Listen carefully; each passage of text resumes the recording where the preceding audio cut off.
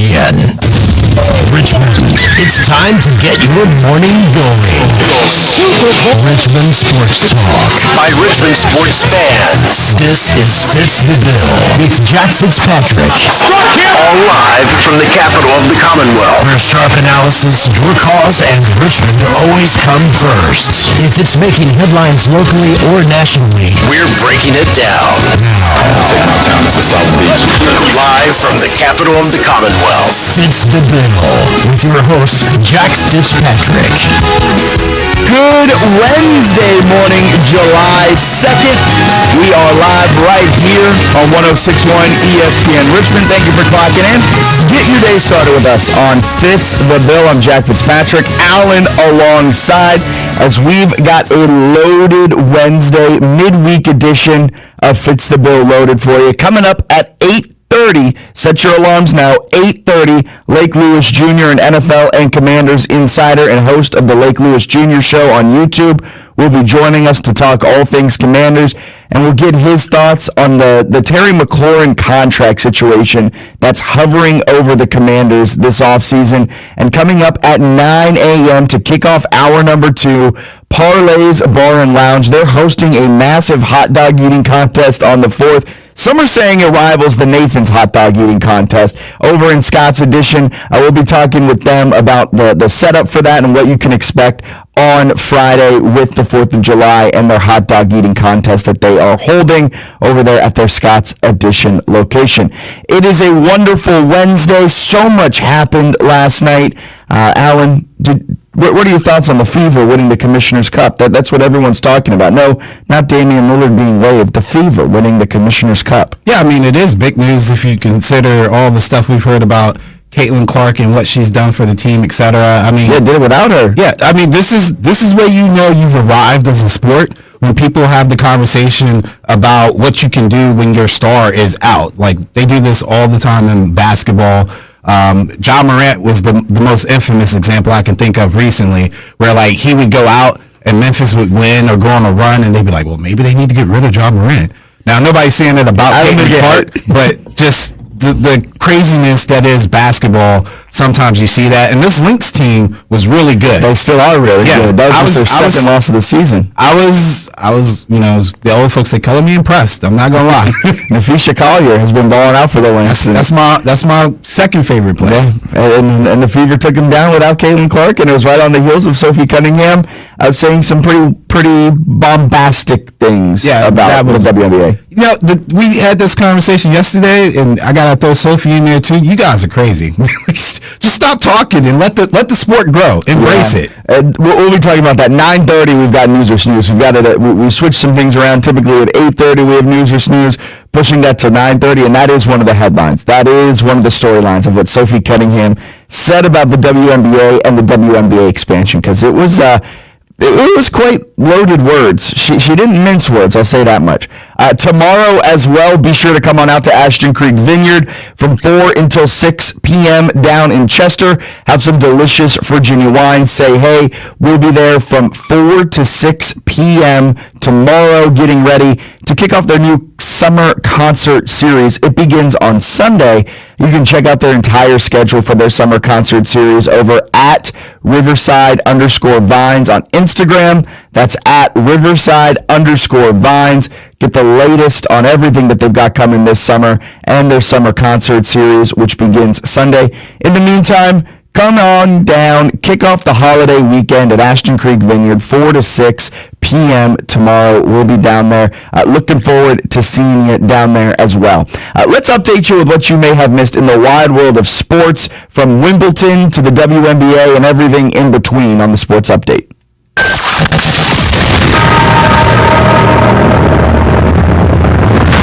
This is your Fitz the Bill morning update, getting you caught up on some of the biggest stories in sports.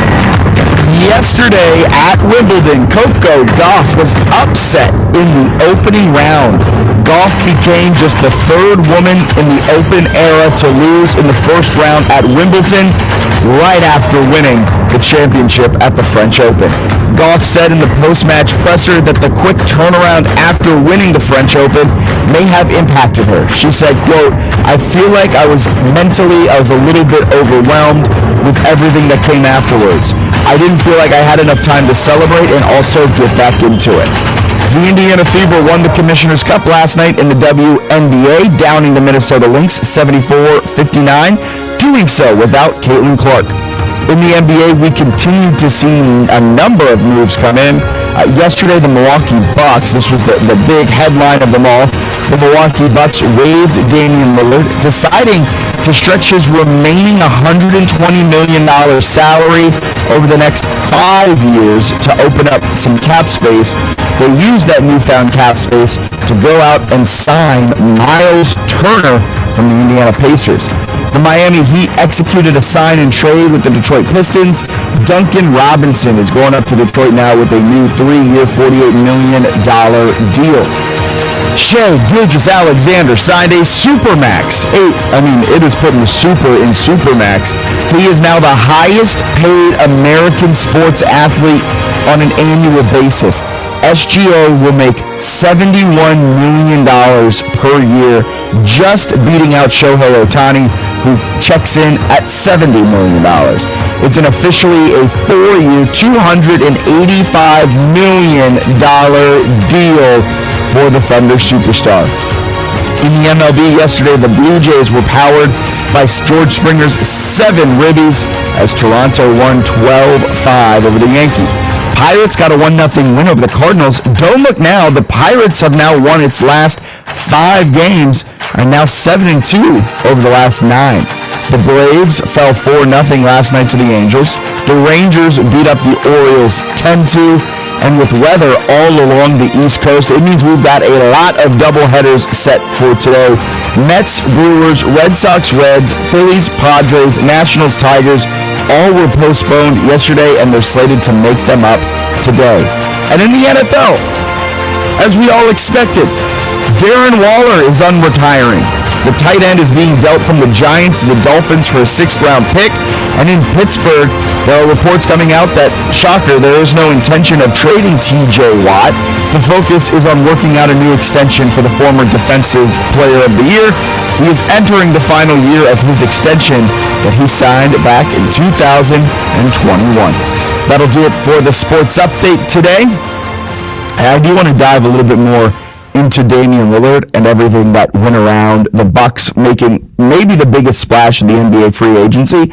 I don't think teams around the league fully expected that Damian Lillard would be able to take his $120 million salary and put that over 5 years now. Yeah, when you say splash, let's put it in the context here. This isn't a nice synchronized swim dive. This is an open belly flop. Like smack. We heard it and we all went, what? No, it's disrespecting a Hall of Famer like that? It's really stupid. Let's just be honest. Well, they essentially paid $50 million for Miles Turner. I'm glad you said that. The Bucks are paying essentially $50 million a year for the right to have Turner on the roster. Miles Turner does not replace half of Damian Lillard's production, which was 25 points per game, 7 assists per game, 5 rebounds per game, all while shooting just a shade under 40% from 3. Huh? Giannis, if you can hear me, leave. So Chris Haynes was reporting that Giannis was not a fan of them waiving Damian Lillard, but then there was also reports coming out that Giannis was actually the mastermind and telling them to go out and get Miles Turner. I don't know. I tend to believe Chris Haynes a little bit more because it was brought to my attention that he is related to Giannis's wife. I tend to believe that nobody in their right mind is like, yes, let's swap Dame for Miles Turner. This move also is one of the rare moves where both the Bucks and the Pacers, if you're a fan of those teams, you're sitting back and you're going, we made the wrong move. Yeah. Like for the Bucks, you now have the opportunity to spend $50 million a year for the right to have Turner on your roster. And on the Indiana side, you just let a cornerstone of your franchise go for literally nothing. Executives around the league are calling the Bucks reckless. There was another anonymous executive that said, quote, that's a move you talk yourself into in the boardroom in July when you have nowhere else to go. and now you've turned a bad situation into a worse one. They're going to look back at this in 2 years and say, what did we do? Because the kicker about spreading out Lillard's salary now over 5 years, you're stuck paying him that money for the next 5 years. There's no way to trade that money. There's no way to cut that. There's nothing you can do. It was either $120 million over the next 2 years and have Damian Lillard rest back and get back and get ready to play for the 26-27 season, the final year of that contract, or now you've painted yourself in a corner. Now you have to pay him this money each and every year over the next 5 years. It is kind of a reckless move. For a team that finished 5th in the East last season, this move does not get them marketably better.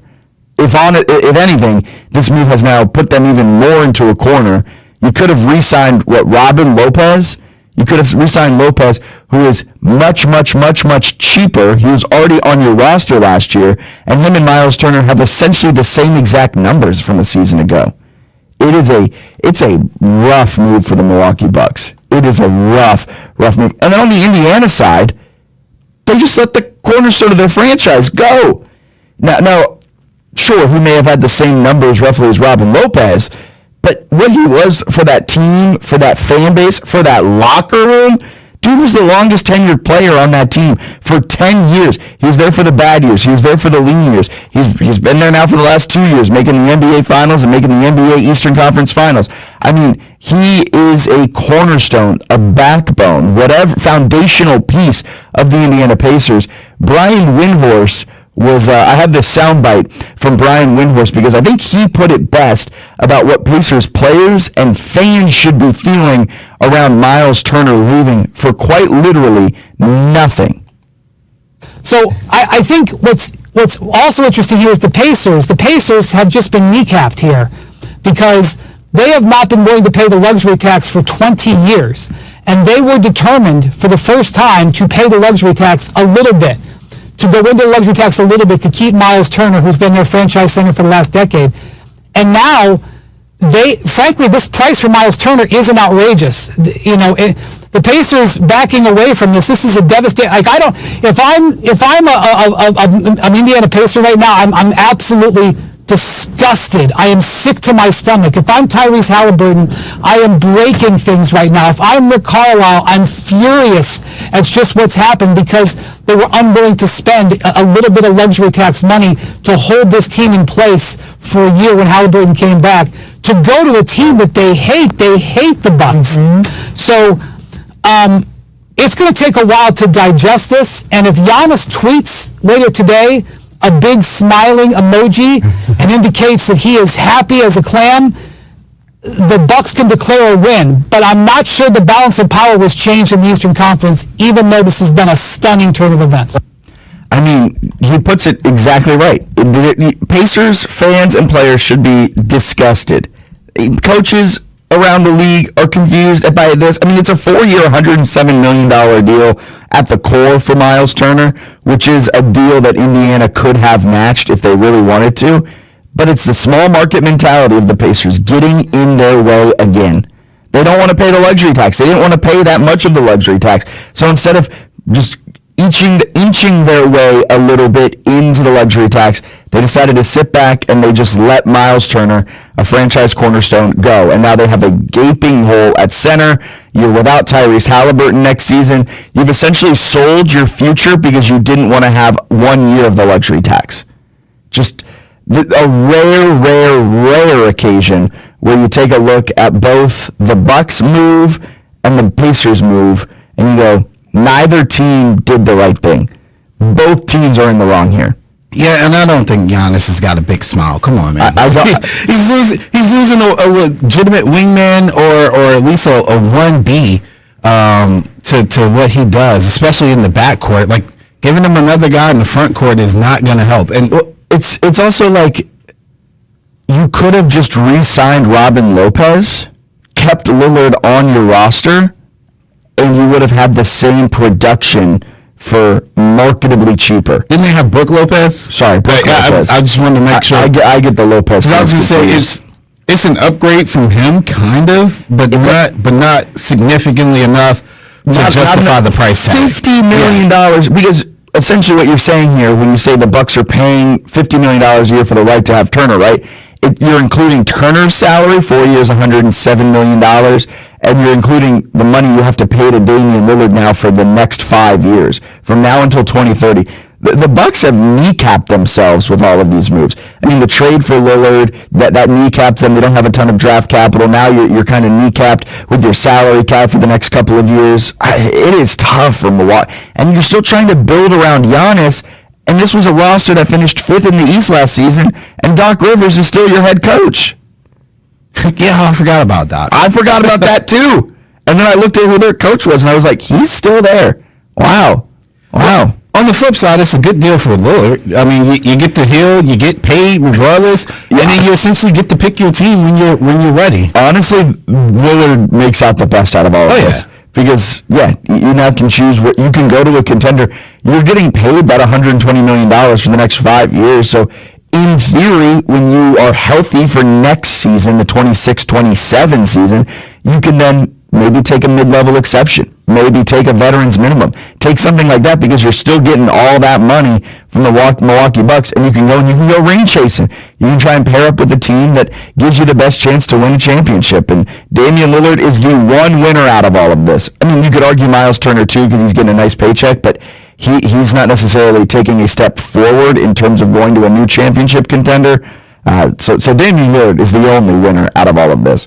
Let's head out to the phone lines. You can be part of the conversation by calling or texting this Wednesday morning, 804-327-0888. Bruce is on line 1. Good morning, Bruce. How you doing? Hey, good morning, Fitz. Good morning, Alan.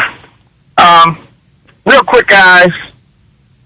When you have this much activity, and it's anticipated that you're going to have this type of activity, you are setting up for a move that everyone says, what the, and they end it with another word. I'm not going to use that word.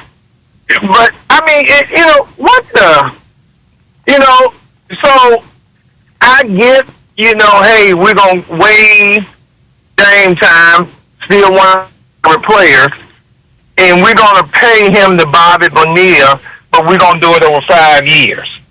Yeah. And then Indiana says, oh, well, we're not going to pay you that much, Miles.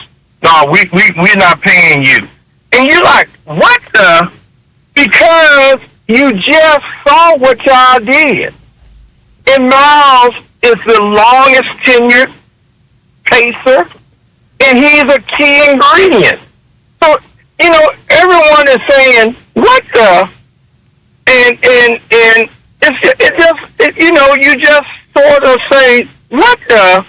Because you didn't, Miles, several teams have expressed interest in him as a big, but you would have thought that the Pacers would have at least said with his agent, let's sit down and talk. Yeah. Let's try to work something out. And who would have thought that we don't kick you $110 million, but you go somewhere else? So, y'all just put on his tweet last night that, he don't know what's going on. He's saying that about his own team. I don't know what's going on. So, it's interesting to see this, guys. I wanted to, I thought this was like you lay it in, Fitz. I thought this would have been the lead, but it's good to see that the WNBA sort of stole the lead in this morning's headline. But just what the move made by Pacers and Bucks. And guys, I'm telling you, I'm gonna leave y'all with this. There are a lot of teams that have improved their spot. Yes. And a lot of teams out west. And no one is talking a lot, Fitz or Allen, and I know you're going to have jokes, Allen, when I hang up, but the 76ers have improved their stock. I'm just going to leave you with that. They have, Bruce. Thank you so much for calling in. Thank you so much for calling in on this Wednesday. The 76ers have improved their stock because there was only one way to go for the 76ers. They're at rock bottom. And now you assume a healthier Joel Embiid, and VJ Edgecombe was a great draft pick. They have improved their stock because that was their only place to go. For Giannis, he tweeted yesterday, mood, and it was a screenshot of them winning the championship with the caption, "I don't know what's going on right now, man." So Giannis is just as confused. I don't know if I can read that as a positive or a negative, but Giannis is sitting there and he's not really sure what's going on, man. He's just along for the ride. He's got Miles Turner. He no longer has Damian Lillard, and his team can't really sign anyone else. And on the Indiana side, they decide to kneecap their future because they don't want to go into the luxury tax next season because they won't have Tyrese Halliburton. So instead of just biting the bullet for 1 year and then trying to hit the ground running in 26-27, they said, we're going to let a center go, maybe one of the better centers in the Eastern Conference, and we're going to let him go to an arch rival, and we'll figure it out when Tyrese is back. But they may put themselves too far behind the 8 ball in 25-26 to then get back to where they were this season when Tyrese comes back from his Achilles injury. So a lot of crazy stuff happening in the NBA and the WNBA. The Fever pick up that win in the Commissioner's Cup in a big way, 74-59 over the Minnesota Lynx, who went in with just 1 loss in that game, come out with 2, and the Fever did it without Caitlin Clark. Big game from Sophie Cunningham as well. All right, let's step aside. We'll get a break in here, come back right before we welcome on Lake Lewis, an NFL and Washington Commanders insider. We'll talk a little Terry McLaurin contract and Commanders offseason with us here on this Wednesday morning. Stay locked right here, 106.1 ESPN. Traffic reports on 106.1 ESPN Richmond, brought to you by Herman Allen Plumbing, Heating and Cooling, a premier Linux dealer. Online at HermanAllenPlumbing.com.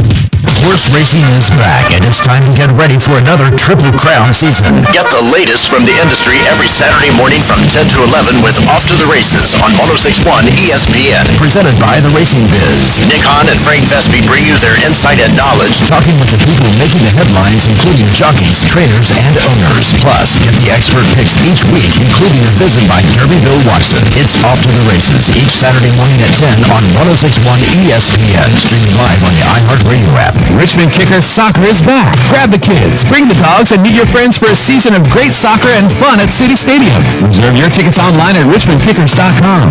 Serving Richmond and beyond for over 20 years, Bon Air Shell features a full line of automotive services. Check out bonairshow.com, loaded with coupons, specials, and more to see all that they can do for your car and your peace of mind. And now with their Fuel Rewards program, you can save at least 5 cents per gallon on every fill-up. Learn more at fuelrewards.com. Go see the team at Bon Air Shell, 8762 West Huguenot Road. Go to bonairshow.com or call them at 272-3232. That's 272-3232. My brother-in-law died suddenly, and now my sister and her kids have to sell their home. That's why I told my husband we could not put off getting life insurance any longer. An agent offered us a 10-year, $500,000 policy for nearly $50 a month. Then we called SelectQuote. SelectQuote found us identical coverage for only $19 a month, a savings of $369 a year. Whether you need a $500,000 policy or a $5 million policy, SelectQuote could save you more than 50% on term life insurance. For your free quote, call SelectQuote at 1-800-743-8080. That's 1-800-743-8080. Or go to SelectQuote.com. 1-800-743-8080. That's 1-800-743-8080. SelectQuote. We shop. You save. Full details on example policies at selectquote.com/commercials. Progressive News, we all crave validation. Girl, you are not 37. I would have guessed 27. You guys are too sweet. Sure, dewy skin. Terrific. Is something wrong yet? Why would you ask? Just because today marks my 10th anniversary without a car accident or even a speeding ticket? But somehow, tonight's all about your skincare. Wow. With Snapshot from Progressive, you can get a personalized rate based on how you drive. And that's all the validation you need. Progressive Casualty Insurance Company and affiliates. Snapshot not available in California. For more, they can surcharge possible for unsafe driving. Stay Staples presents That Was Easy. So the kids' back-to-school lists were extra long. Extra long sounds extra expensive. Staples had everything at amazing prices. Suspiciously amazing if you ask me. Some items were just 25 cents. Plus, as an Easy Rewards member, I got 30% back in points on my kids' school supplies. Jumpin' Jellyfish. Your back-to-school budget saved by Staples Easy Button. Staples. That was easy. In-store, online, and on the app. In 719. Exclusions apply. Single use per week up to $60 in points. See app for details. 106.1 ESPN traffic. Light volume on our interstates. We're a little slow 95 northbound between Bells Road and Maury. Slow 95 southbound from the Bryant Park interchange to the Lombardy Street overpass. Watch for accidents. Hull Street at Hay Road. Another Knuckles Road at Hickory Park Drive. Stalled vehicle Rough and Mill at Woods Edge Road. Hey, Richmond, this is Joe Simpson. There's only one place in the 804 to stay up to date on all things Atlanta Braves, and that's 106.1 ESPN. Welcome back in. Fitz the Bill rolling right along on this Wednesday midweek edition. Coming up in about 5-7 minutes or so, Lake Lewis Jr., an NFL and Washington Commanders insider and host of the Lake Lewis Jr. show on YouTube, will be joining us. But right now, we've got Michael on line one. Good morning, Michael. How are you doing on this Wednesday? How you doing? Great. This is just my opinion, plus a little bit of crazy talking. Allen can jump in too. But if for the Milwaukee Bucks, it doesn't seem like what they're doing is making a ton of sense. But in the grand scheme of things, if you're Giannis, you don't want to go out west. I mean, you see how good the West has gotten. You see how much of a clear path the East is right now. Yeah. You know, unless you're planning to go to an Eastern Conference team, you know, try to reload up here and try to win. I mean, there's not really, you know, anybody in the way. I mean, Cleveland, but if you bring them up, if I'm Cleveland, which I don't know if Milwaukee would do it, but, you know, if I'm Giannis, you could say, not like there's anything going on in Milwaukee that Cleveland doesn't have, but it's, you know, you could force your way there. Maybe see if Cleveland would trade some draft picks and Darius Garland and maybe Jared Allen for Giannis and team him up with Mitchell and Mobley and try to run that. But if you're Giannis, even as frustrated as you could be, I think he makes a big mistake if you go out west. That's a great point, because you don't want to go west. And then Milwaukee probably doesn't want to trade him within the East. So he's kind of stuck between a rock and a hard place. And he'll probably end up staying in Milwaukee and just kind of weathering the storm. They've just got to figure out a couple of depth guards, and they need some depth out there, because right now their starting five looks like Miles Turner, Giannis, Kuzma, Gary Trent Jr., and Kevin Porter Jr. So you need a little bit of depth just to be able to be a bit more competitive in the East, because other teams like the Atlanta Hawks did get better. You still have the Cleveland Cavaliers. If the Knicks make the right hire, it's looking like maybe Mike Brown, maybe they're still in contention. But yeah, you're right. The East is wide open. Why would Giannis want to leave that? I like your thought process there. Well, and if this is just like I know you don't like the trade tracker or the simulator. Whatever no, I like it. I just don't like. I don't like when it's everyone all the time on Twitter doing it. I like it here and there. I'm not an overall hater of it. But if you're in Milwaukee and you see how much you see the trade value of people. I mean, there's players not even on Giannis' level that are going for 10 picks. I mean, if I'm Milwaukee, you know, if you're going to lose him and lose him for nothing, even though it's Cleveland, I might be on the phone saying, look, I want picks, I want Garland, I want Allen. You can get stuff back and still have a good team with those three with what you got. And then, you know, it's just unfortunate you lose them to another Eastern Conference team, but you may do that anyway and get nothing. Yeah, I like that idea. The Cavaliers fit. The Cavaliers fit. Like, your proposed trade there, Garland, Allen, and then just a ton of draft capital. I could see that potentially working to try to lure him away, and that could bolster Cleveland and maybe push them over the hump to get them into the NBA Finals. Yeah, if I'm the Bucks, I'm on the phone. I'm trying to generate something. I'm going to see what you can get and, you know, go from there. But I don't think him leaving the Bucks to go team up out west with somebody is going to make his road any easier. Honestly, even if he joined a good team in the West, his road would still be more difficult than staying where he is in Milwaukee, because OKC, Houston, Nuggets, Timberwolves, Warriors, Mavericks now with Cooper Flagg, and the West is just so deep with everything they got going on. In the East, you've got Cleveland and a bunch of question marks.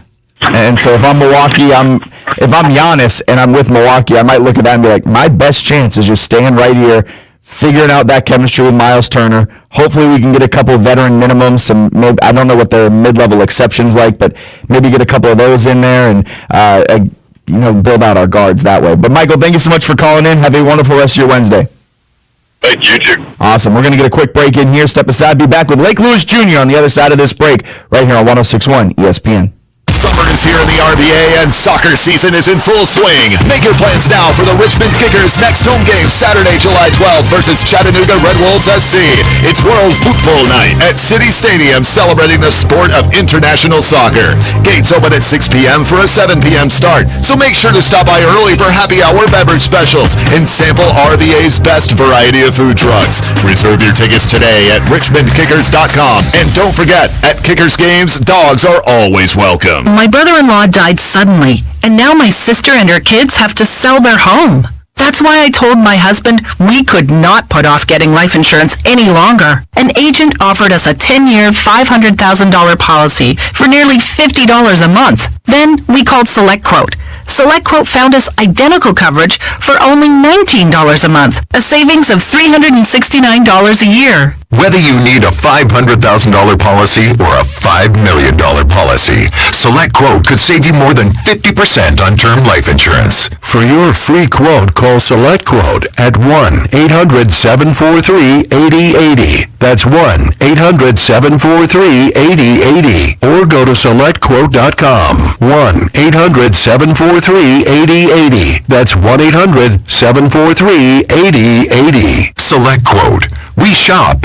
You save. Full details on example policies at selectquote.com/commercials. Summertime in RVA means one thing. Golf season is here. If you're looking for the perfect golf course, head over to Queenfield Golf Club, located just a few minutes east of Mechanicsville. Queenfield offers a beautifully secluded 18-hole course, spacious driving range, and professionally maintained practice greens and bunkers. Schedule your tee time today by calling 804-769-8838 or reserve a spot online at queenfieldgolf.com. And make Queenfield Golf Club your new favorite course. Weather reports on 106.1 ESPN Richmond, brought to you by Herman Allen Plumbing, Heating, and Cooling, a premier Lennox dealer. Online at hermanallenplumbing.com. 106.1 ESPN weather. Rain showers continue into this morning, and clouds will stick around into the afternoon. Rain will be ending, a high of 80. Partly cloudy skies tonight, low 69. Expect mostly sunny skies tomorrow, high of 92. Right now, showers in the vicinity, it's 74. From rush hour to Richmond Roar, Bob Black's voice is your sun-splashed co-pilot. Dive into all the stats, fiery takes, and the kind of energy that beats brake lights. Weekdays, 4 to 6 p.m., your drive's new favorite huddle. Sam the largest. Stepping up, it's my mama. Welcome back in, Fitz the Bill on this Wednesday morning. We've got Lake Lewis Jr. now, NFL and Washington Commanders insider, CBS and ABC TV NFL analyst, and the host of the Lake Lewis Jr. Show on YouTube. Lake, thank you so much for taking some time out of your Wednesday to chat some Commanders with us. Hey, I appreciate you having me back on. Yeah, of course. So, just overarching, up to this point in the offseason, we'll get into the Terry McLaurin contract stuff in just a little bit, but with everything that's been going on through minicamp and some OTAs, how have things been? What are kind of the vibes with the Commanders this offseason?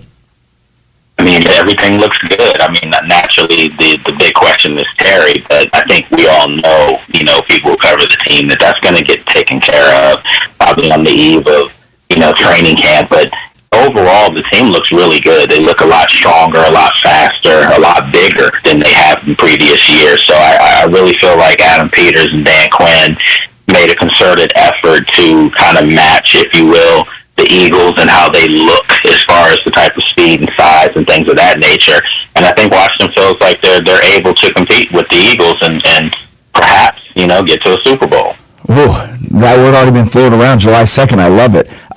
With the Eagles and everything, their strength is in the trenches, and Washington really did try to go out and match that. Laramie Tunsil, their draft picks, they really addressed the trenches of this team. How has that part of the team looked compared to last year up to this point? I mean, it looked really good. I mean, I think the big question is, obviously on the offensive side of the ball, your biggest asset is your quarterback, Jaden Daniels. So you want to keep him upright and not have him running for his life out there. So what do? You go out and you get an all-pro left tackle, 4-time all-pro Laramie Tunsil to kind of man that position. Therefore, you can move Brandon Coleman, who had a pretty good rookie campaign at left tackle, but he's naturally a guard, and I think that the team realized that. So now they can move him back inside where he'll be even better as a player. When he was at TCU, he was an All-American at guard. So they're going to move him where his natural position is. And then on the other side, they drafted Josh Conley Jr. from Oregon, to man the right tackle spot. So they're shoring up a lot on that offensive line. And then remember, although I don't think it's going to happen anytime soon, but Sam Cosmi will be, working his way back in as well. So, naturally the big fuss is on the defensive side of the ball, Alan. And I think what it is, they didn't go out and get the big splash edge rusher and they didn't draft one. But what they did was they went out and got really good football players who can establish an edge. Maybe not get 17 sacks, but not get gassed on the run. And that's where the defense was porous last year. So, you go out and you get a Dedrick Wise, who has a Super Bowl pedigree coming from New England. They brought in Javon Kinlaw, who a lot of people, including myself, feel like you're going to see his best football in a burgundy and gold uniform because everything's conducive for him to be better. And then they went out and got Eddie Goldman, another, 300-plus pounder. And these guys were all brought in to be able to hold up the line, to be able to create lanes for the linebackers to do some things. So I really like what I see in the trenches right now. So a guy that's been floated a lot with the Commanders this offseason, Trey Hendrickson, and potentially adding him in. I mean, I think every time a new pass rusher comes out onto the market, I've been seeing with T.J. Watt and all the rumors surrounding him, I've seen Commanders could trade for him. At this point, it feels like that the Commanders don't really need to go out and get a player like Trey Hendrickson or T.J. Watt. They're pretty set with what they've got. Yeah, that's a great point, and you're right. You're correct. I don't think they necessarily. I mean, well, let me rephrase that. You can always use players of that caliber, but I don't think that they need to disrupt what they have in play in order to get a player like that or T.J. Watt. I mean, you're going to have to give up something, and you're going to have to give up something very valuable to you, whether it be another player, or if it's, draft picks. And that draft capital is important when you see how the Eagles draft in your own division and win Super Bowls. You kind of want to keep in pace with them, So, and I think the natural thing is that, when you think of Trey Hendrickson, you don't have to worry about, putting Terry McLaurin in a trade. That's not going to happen anyway. But just for those who like to float those things out there, you can't do that with him because Cincinnati's already cap strong, and they have most of that in 2 receivers and a quarterback. So naturally, the talk will be Pittsburgh, who just lost George Pickens. DK Metcalf's there, but they need some more weapons. And Terry, his style of play does fit the city of Pittsburgh. However, that's not going to happen. And I think Washington right now feels really secure with the players that they have on their team, and they feel good about their defensive line right now. Blake Lewis Jr., NFL and Washington Commanders insider, joining us on this Wednesday morning. And you brought up Terry. The contract situation is hovering over this team. What are the issues holding it up at this time? Well, it's hard to say just because I don't really feel like there are too many issues. I know a lot of stuff's being floated out there, but I just know how business is done in the league. And normally players of this stature who are looking for contract extensions normally happen on the eve of training camp. They normally happen the week leading up to training camp, if not a couple days after training camp starts. So they're on pace to get this thing done, and it's not going to disrupt anyone. All the players that I've spoken with, they're all in support of Terry. They think he's earned it, and they don't feel like there's any kind of discord or some of the harmony for everything that's going well with this organization is broken. That's more chatter for fans and more chatter for outside media who aren't really in the building.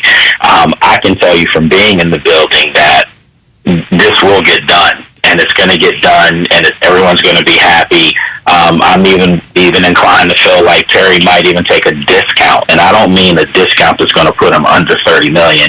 It has to start at $32 million if you really want to, break this thing down numbers-wise, because when you look at some other receivers around the league who are making $30 million, DK Metcalf is almost at 31.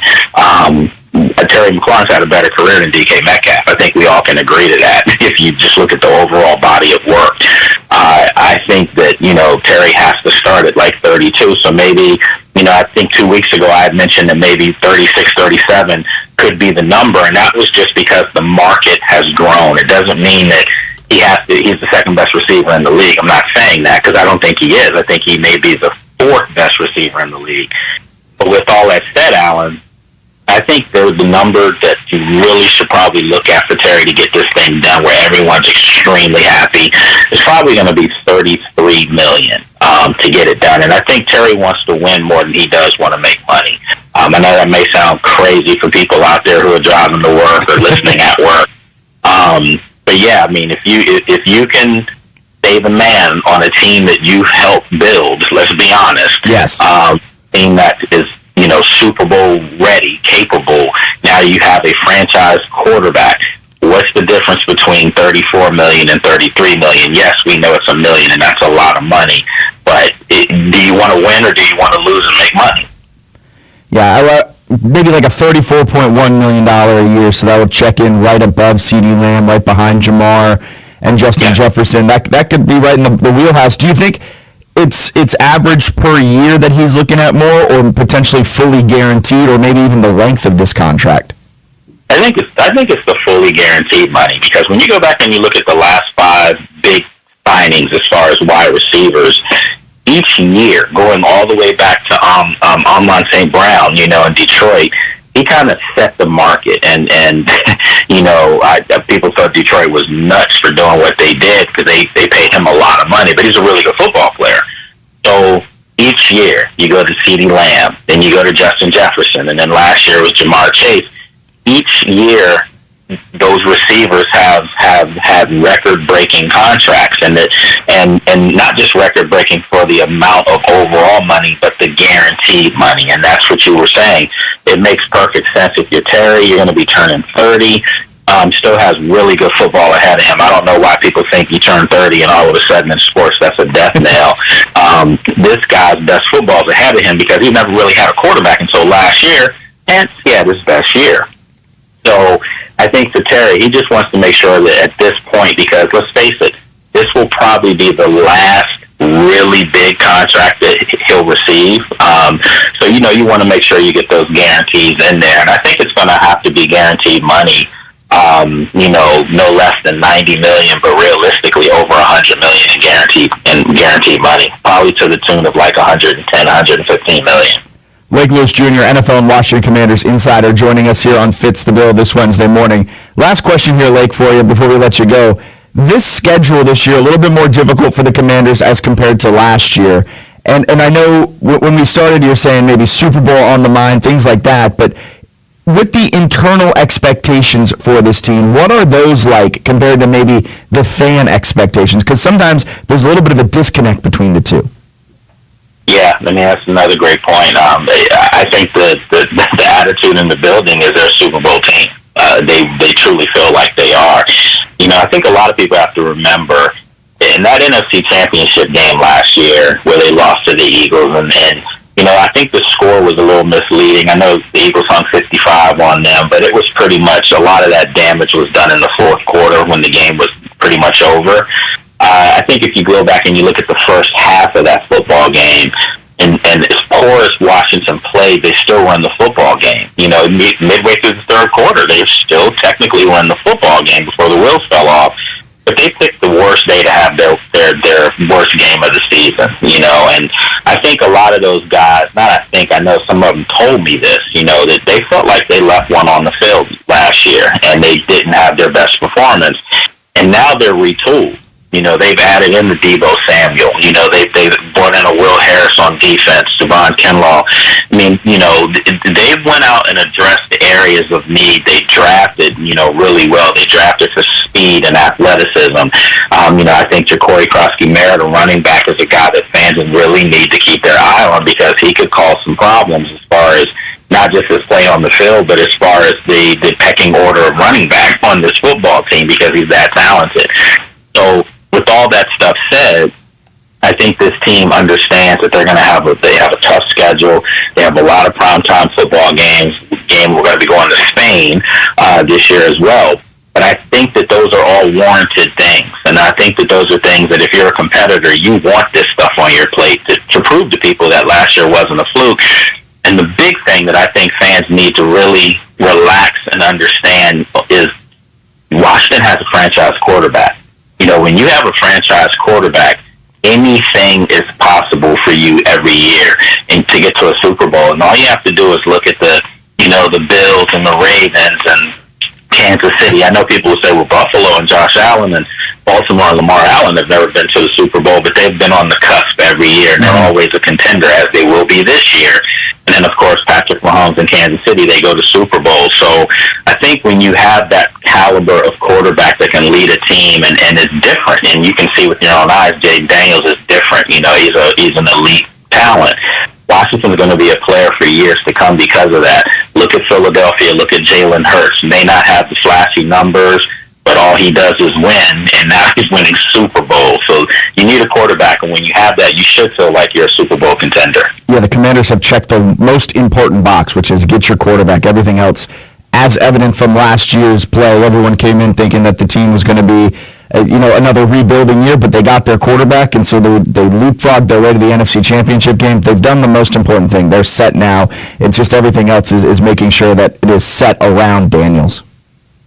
Yeah, and I think it is. I mean, I do. I like the mixture of what they're doing. I think, the kid Jalen Lane from D-Tech, I'm telling you, I think that he's going to be, just a really nice bonus to the roster because of his speed and his playmaking ability. And I kind of look at him and what he did at D-Tech, in their offense. They didn't really necessarily script certain type of plays for him, but they utilized his athleticism and reverses and, all types of different, if you want to call them gimmicky plays. Well, guess what? He's got the ultimate tutor in front of him in Deebo Samuel. So now he can learn from the best at, doing multiple things from that wide receiver position.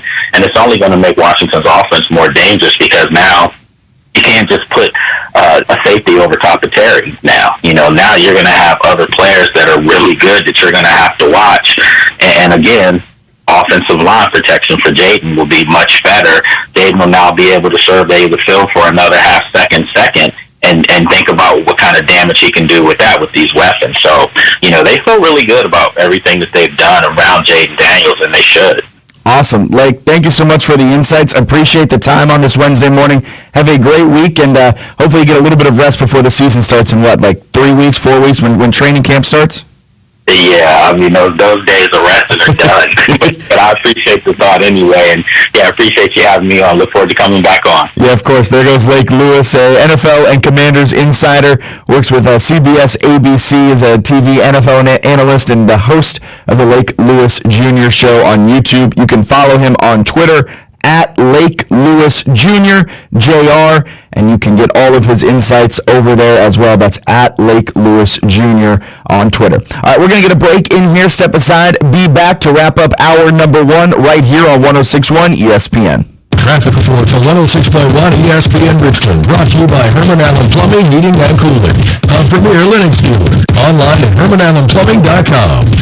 Catch up on the latest horse racing news with Off to the Races live broadcast, 10 to 11 every Saturday morning on 106.1 ESPN. Presented by The Racing Biz. Hey, it's Crash Gladys from Speed Freaks. Are you still paying full price for gas? Stop leaving money behind. Get real cash back every time you fill up with the free Upside app. Simply download the free Upside app in the App Store or Google Play right now and start earning cash at the pump today. Use limited time promo code SUMMER and get an extra 25 cents back per gallon on your first fill up.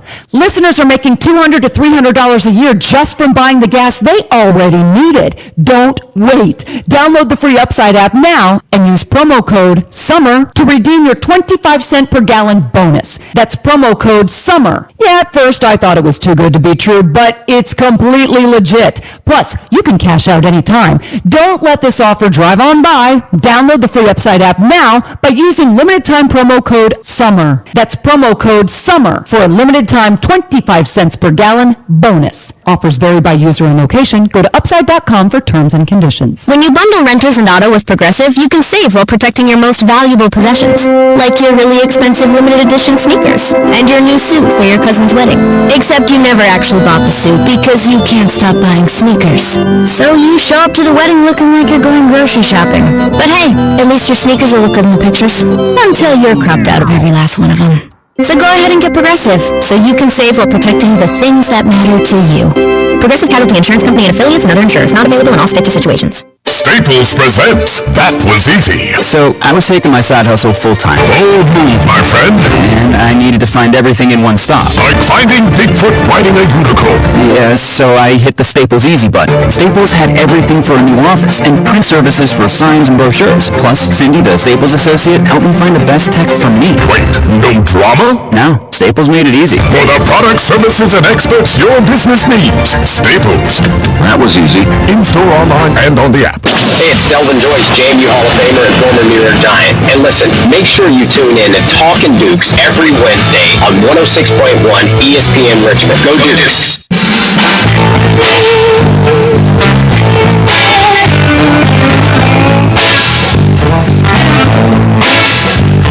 Welcome back in. Fitz the Bill on this Wednesday morning right here on 106.1 ESPN. I'm Jack Fitzpatrick. Alan alongside. Man, Alan Lake gave us a ton of great information. He expects that will get done, that the Terry contract will get done. And you were saying in my ear, off air, you're right. It's exactly. He was bringing out the numbers that you were expecting to come out, around $33 million. Look, make him the third highest paid wide receiver in the NFL. Put me in your front office, man. I get stuff done. No, see, this is what we were just saying. You would start at the number you'd want to finish at. I know, right? Negotiation. It would be awful. I got to start at $27 million, and then eventually you'll find your way to 33. Well, here's the thing with a guy like Terry, though. Like, you don't want to go too low because then you get disrespectful, and then once he feels disrespected, he's not coming. Not only are you going to have to answer to him as the player, but it's the fan base, and you just won the fan base back over this last year. Yes. It's a delicate situation, but I'm with Lake, man. Like, I can't foresee a scenario where he's not going to get what he wants. He's not going to be player and team friendly. Like, he's the least difficult professional athlete I've ever been around for interview, for conversation, for anything. And I don't think he's faking it. I think that's just who he is. He's just about his business. Yeah, I mean, at the end of the day, you have a lot of flexibility in your cap room with Jaden Daniels on this rookie contract for the next, you have on the rookie contract for the next 3 years, and then his fifth-year player option still is pretty player-friendly. So you've got a good amount of time to work this out. So you could sign Terry to a 3-4 year deal, front load it heavily when you have the cap space, and then boom, bam, you got your wide receiver to help kind of usher in your rookie young quarterback into the first wave, and then from there maybe you move on from Terry after this contract extension's up, because at that point he'd be around 33, 34 years old. It's about time, maybe it is about time to move on from him, but if he's still got something, you can still sign him to an extension. But it feels like everything's falling into place to get a very team-friendly and player-friendly contract out there for Terry. If I'm him, I would not be shocked if he's just waiting for the start of training camp, because he is a veteran and maybe he doesn't want to participate all that much, 2 years. He doesn't need to, honestly. He doesn't need to. He's got all the chemistry. And he's got the chemistry down. He's got all of that down. Can I just say real quick, when we talk about the age of 30, what he was talking about, oftentimes there's like some significant injury that has occurred to an athlete, especially in football by that time. Like Terry's been healthy, man. He's got he's been highly used, but he's got low tread on the tires. And then the second thing with him mentioning Jalen Lane, I'm happy he mentioned that. Yes. Because not only is he capable of being a gadget guy, and I'm using air quotes, but he's got like 4.2 speed. Like he's a high 4.3. He's a fast dude. Yeah. So he can blow the top off a defense legitly. Nothing like Deebo Samuels with those clips came out with Deebo being slow. I don't think that's true. I think he was jogging. No, he was. Kittle clarified. They were going through the drills, and when you that part of practice, you're only supposed to go about 70% anyway. How slow am I that I saw that and I went, that's fast. I was like, you're wow. very slow, trust me. Because that wasn't fast at all. Should we run a 40? I think we should set up a 40 in the hallways. My 40 is probably like almost a 6 at this point. I mean, my 40 is probably a 7.2, if we're being 100% If I beat you with no ACL, I'm going to have questions. Well, I have both of my ACLs, and they don't help much. I wish I had both my ACLs still. It is Super Bowl. It's not Super Bowl or bust, but inside of that building, they believe they are a Super Bowl team, and they should. And Lake believes they are a Super Bowl team. They've got their work cut out for them this season. I'm not poo-pooing the Commanders, but they've got a much more difficult schedule. The film is out on Jaden Daniels. I expect him to develop going into his sophomore year, but there are sophomore slumps for a reason. If they can overcome some of that, I think Dan Quinn is a dang good football coach, but they've got their work cut out for him this year. I think they could be a better team in 2025 and not make it as far. I'm going to have a hot take. I don't predict a sophomore slump. I just don't predict it to be as good as his rookie season. I don't think. I think that's valid. We had Benjamin Solak on, NFL analyst for ESPN, and he was kind of saying the same thing. Where with how everything's lining up with their schedule, with all of that, you could realistically expect him to be better this year and have worse stats. And same for the Commanders themselves. They can be better this year, but have a worse record and maybe be an NFC wildcard bounce. And how many teams boost their offensive line like the Commanders have done in between the rookie season? If you look at the sophomore slump of C.J. Stroud, their offensive line got significantly worse. Well, like they just had Tunsil. And unfortunately, we got that Tunsil. Yeah, so. and you took the one option that they had that was pretty good. So who knows how that's going to look? He's got a new offense coordinator this year too, so he might have a junior slump. CJ? Yeah, because Slowick's out. Good. Slowick was the problem there. Slowick was like, all right, 1st and 10, we're running the football. They didn't get along from the jump, apparently. I mean, that's not shocking. You know Slowick used to work at PFF, and then they hired him away from PFF? All right, so that makes me already give him negative marks. I was going to fight for him because he came from the Niners system, but no, PFF, nah. Hey, I don't want you calling my plays. Worth noting, Jaden Daniels keeps Cliff Kingsbury for an additional year, which is a big thing. They've got that chemistry down, and I expect them to hit the ground running. All right, that'll do it for hour number 1. Coming up in hour number 2, we'll be joined by Duke, the owner of Graybo's and Parlays, as they've got a little bit of a hot dog eating contest coming up on Friday. We'll talk to them about that and everything they've got going on over in Scott's Edition. So keep it locked right here, 106.1 ESPN. You're listening to Fitz the Bill on this Wednesday morning.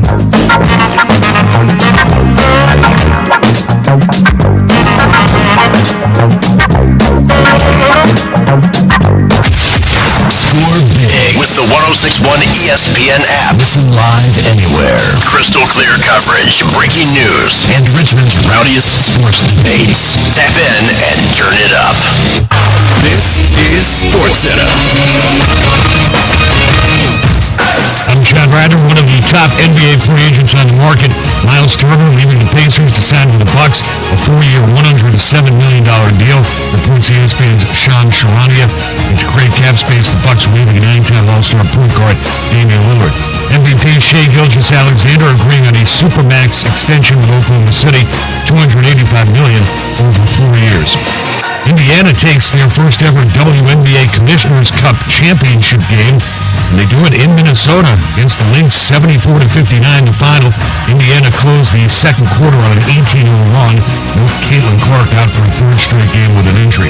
Just one game left in baseball. They're in the 9th in Los Angeles. Dodgers leading the White Sox 6-1. And Shohei Ohtani slugged a solo homer, his 30th of the season. Everything else is a final, and the hottest team in baseball right now is Miami. Joe Ryan, a quick worker, rocks and fires. And Stowers hits one well, out to right and deep. Wallner is back at the track, and it's gone. Power stroke. What were we saying? Kyle Stowers, his 14th home run of the year. And it's 1-0 Fish in the bottom of the second.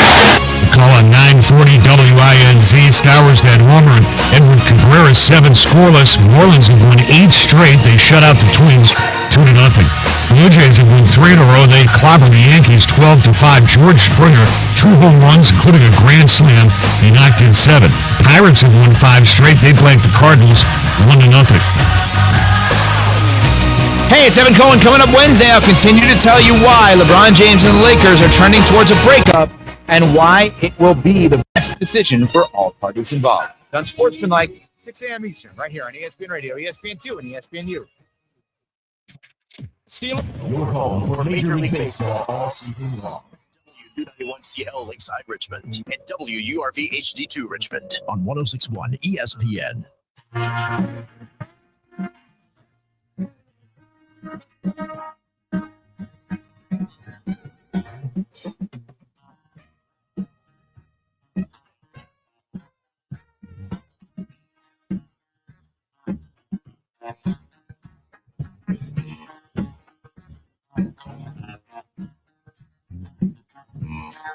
You're listening to the second hour of Fitz the Bill on 106.1 ESPN.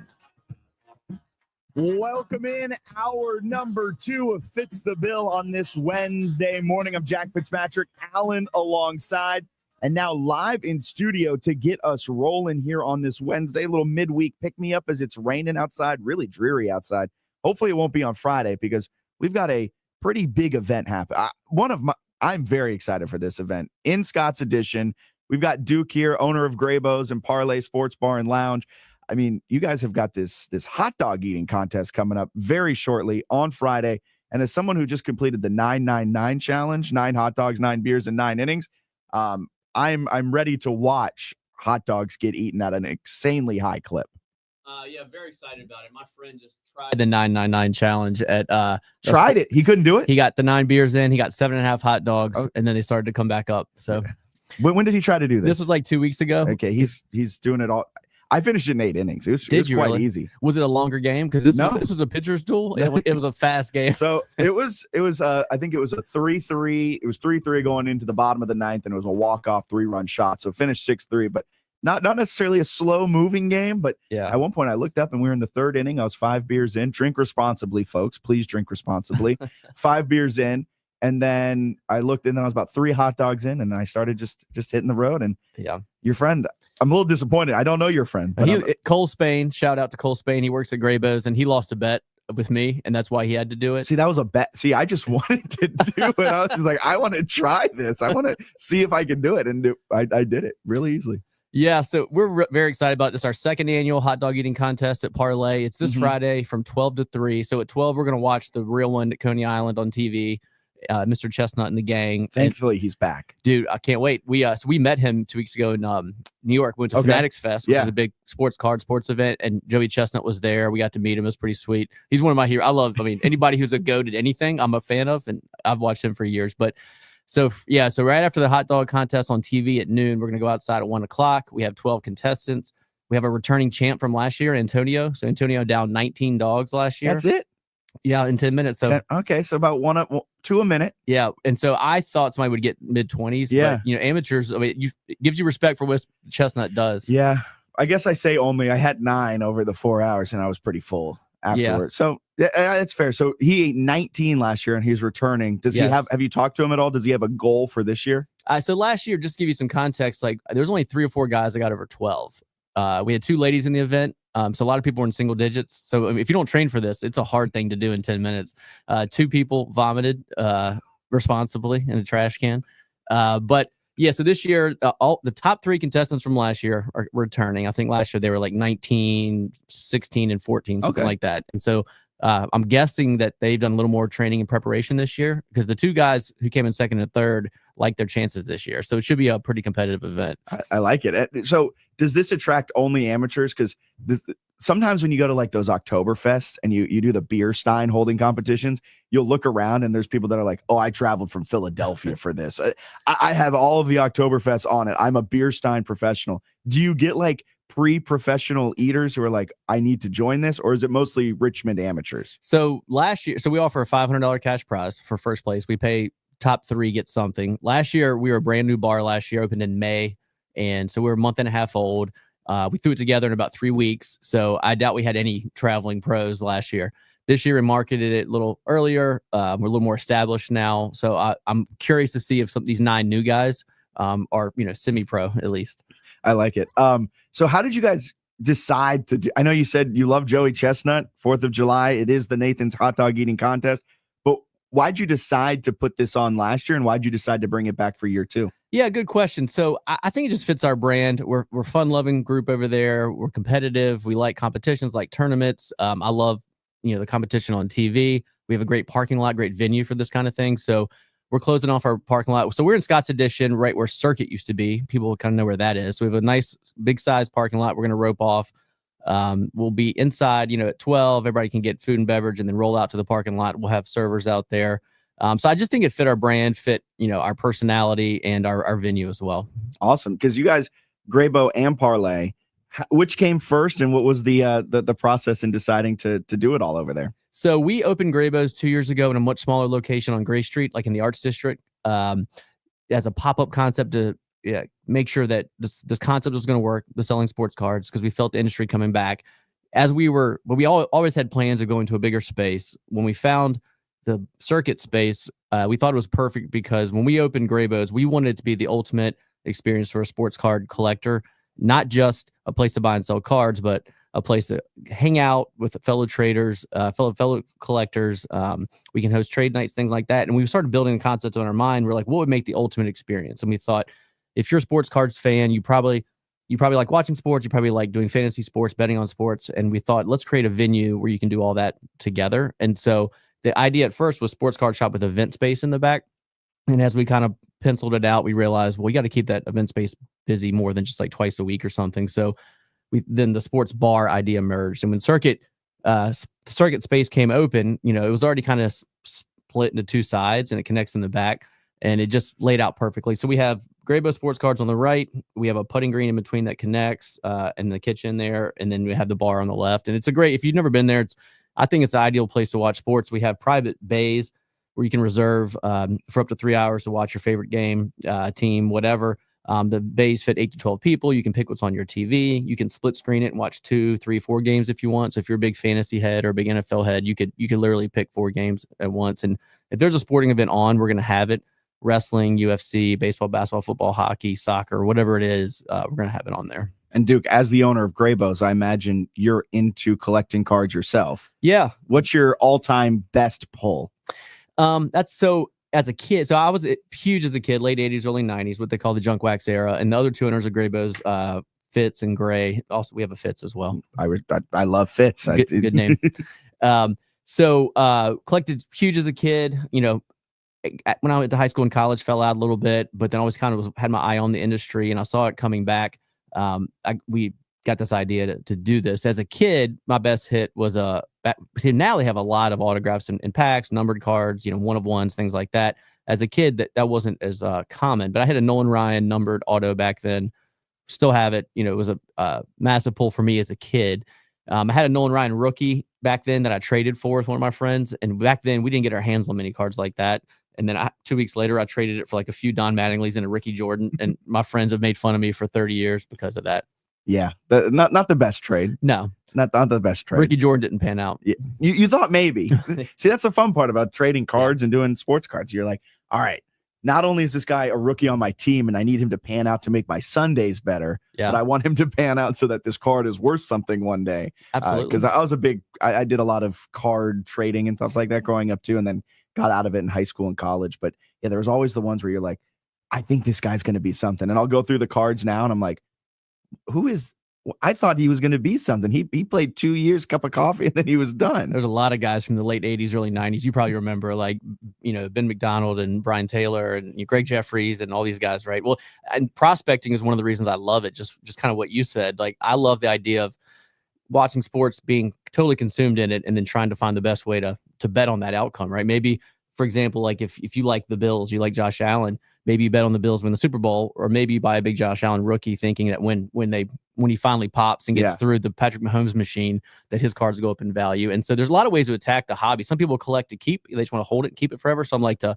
flip. Some like to invest, hold, and when that player pops, sell those cards. And there's a lot of ways to do it, but there's no wrong way to enjoy the sports card hobby for sure. That's awesome. You mentioned wrestling. I was looking at your Facebook page, July 18th, I believe. You got a massive Retromania wrestling event coming up too. Yeah. One of our owners of Parlay, her name is Kelsey Beiser, and she's a semi-pro wrestler, and she got us kind of involved in this wrestling scene that I didn't know much about locally. CCW is a group that puts on the show for us. This will be our third or fourth time at Parlay doing it. We've done it inside. We've done it outside in the parking lot. We did it last year at Halloween, had a big, massive event. But yeah, this July 18th, a Friday night, CCW is putting on another show. Every time we've done it, it's been a great turnout. The fans are awesome. The wrestlers are awesome. Very, very entertaining. The night before, we're going to have the ring set up in the bar, and we're going to do karaoke from the ring. And so all the wrestlers performing that Friday are going to come, sell merch, they're going to sing, perform as well. If you want to come sing, you can jump in the ring. You can dress up as your favorite wrestler. There's a costume contest. It's a lot of fun. Will you be doing karaoke in the ring? Probably. So myself and Tim, who we work together, I like to dress up as Randy Macho Man Savage. He's the Undertaker. We do a lot of content with those costumes on. So I got a feeling there might be something involving Randy Macho Man, a big box of Slim Jims, something. Yeah. That sounds like must-see TV, must-see Parlay TV. I've been known to karaoke Regulate by Warren G and Nate Dogg. That's my go-to. Really? Yeah. Okay. Mine was Fergalicious, or it is Fergalicious. I could tell that when I met you. You shouldn't tell people that. Look, I brought the house down, Alan. It's hard to believe I brought it down singing Fergalicious. I know how to hit karaoke. I might have to find my way over there on July 17th because I live right around that area, and I've always just love walking by, and maybe I should bring all my cards by and see if I have any diamonds in the rough, because my mom kept them all, and I have now all of them in my office space, and it's like thousands of cards that I have from the years of collecting. Yeah, I mean, a lot of folks, we get those calls all the time. Got a bunch of cards, try to bring them by. And we say, sure, you can make an appointment on the website. What we'll do is we'll go through your cards and say, hey, these cards are worth getting graded. These cards are worth something. Maybe you can sell them, and these cards aren't worth anything. we can do that for you for free. Yeah, these cards are worth less than a cent. We're actually going to charge you for having to look at these cards. Please take them with you. Please, you can just set them on fire, and it'll do more for you than trying to sell these. Sometimes, like, the boxes they're in are worth more than the actual cards, unfortunately. Dang. Do you guys have any other events coming up throughout this summer at Graybo's or Parlay? Yeah, so at Graybo's this Thursday night, July 3rd, we're going to have what's called a trade night. We do that once a month, and we usually get a great turnout. We do a lot of fun games and live breaks and giveaways, raffles, stuff like that. But it's a good chance for a bunch of collectors to get together. They can trade with each other. They can trade with the shop. And those folks usually spill into Parlay, and you can eat and drink and whatever. This Sunday, to round out the holiday weekend, we're having a massive Sunday afternoon party with a group called Project 89. We're going to have 3 DJs. It's from Sunday from 5 to 9 p.m. So come see us there as well. That's awesome. I got to know, we were talking about your favorite teams before we went on air. Did you purposely ever make a bad trade just so you could get your favorite player in trading cards or anything like that? Because growing up, I had a whole book of I'm a huge Seattle Seahawks fan. So I have a book of just Seahawks fans. I have like 14 Sean Alexander cards. I have 4 Matt Hasselbeck. Seneca Wallace is in there. Did you ever purposely go out and look for a Celtics card or a Redskins at the time card because you're like, I just want to have this guy in my collection? Well, some NBA franchises are doing this in real life now, like the Pelicans and the Suns are making these trades in real life. But yeah, so as a kid, I was a sucker for Don Mattingly was my guy. My dad was a huge Yankees fan. He liked Mickey Mantle, Yogi Berra. So I grew up watching the Yankees, and they weren't very good back then. But Don, 1984 Topps rookie was his, and I got into the card like 86, and so I was always chasing Don Mattingly. So like that Nolan Ryan trade I referenced, I got a bunch of Don Mattingleys that are worth probably nothing. But they were worth something to you at the time. And they still are. Yeah, I still have them. I mean, it's some cards like that I'll just never give away, never sell, never trade. I'll just keep them forever. So I would say most of my bad trades involved like Mattingly and then like early like Yankees prospects back then, like Brian Taylor, Kevin Moss. You probably remember those guys that never really panned out, but were young prospects at the time. Have you ever tried like with the Suns trading Kevin Durant for Jalen Green and Dylan Brooks? When that happens, do you take your Dylan Brooks and Jalen Green card and go up to your friend and go, "Do you want these 2 cards for Kevin Durant?" We have a podcast called Graybo's Giblets where we attack sports betting, sports cards, and kind of the intersection of those things.